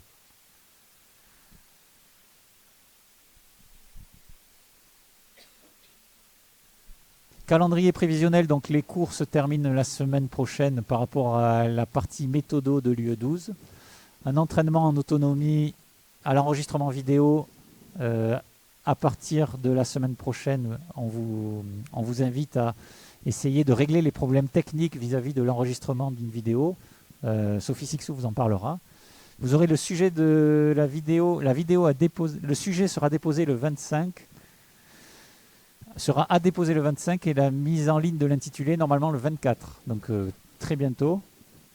Vous recevrez l'évaluation personnalisée de votre vidéo avant votre séance 2D. Je ne vais pas vous dire aujourd'hui quel jour exact, mais avant votre ED, c'est sûr. Les enseignements dirigés, ce sera la semaine du 7 au 10. On vous présentera la grille définitive et les épreuves orales entre le 6 et le 17 juin. La date exacte n'est pas encore déterminée. Conclusion. On espère que ces compétences-là vont vous servir dans la vie de tous les jours pour tout le monde, y compris ceux qui ne feront pas des études de santé. Elles constituent néanmoins les bases d'une consultation, de la structure d'une consultation médicale. Et elles ne suffisent pas à résoudre des problèmes ultra complexes comme les problèmes géopolitiques, etc., bien sûr, qui sont beaucoup plus complexes à résoudre qu'avec de la simple compétence situationnelle. En guise de perspective et pour terminer,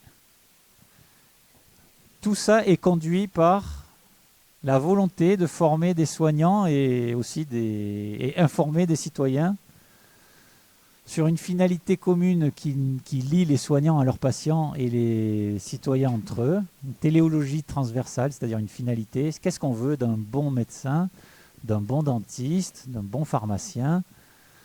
Et au final aussi, vous l'avez vu, la transférabilité sur la vie de tous les jours d'une bonne personne, c'est de pouvoir être en paix les hommes les uns entre les autres. Si vous réfléchissez, en fait, la finalité, c'est celle-là. Voilà, je vous remercie de votre attention. Merci.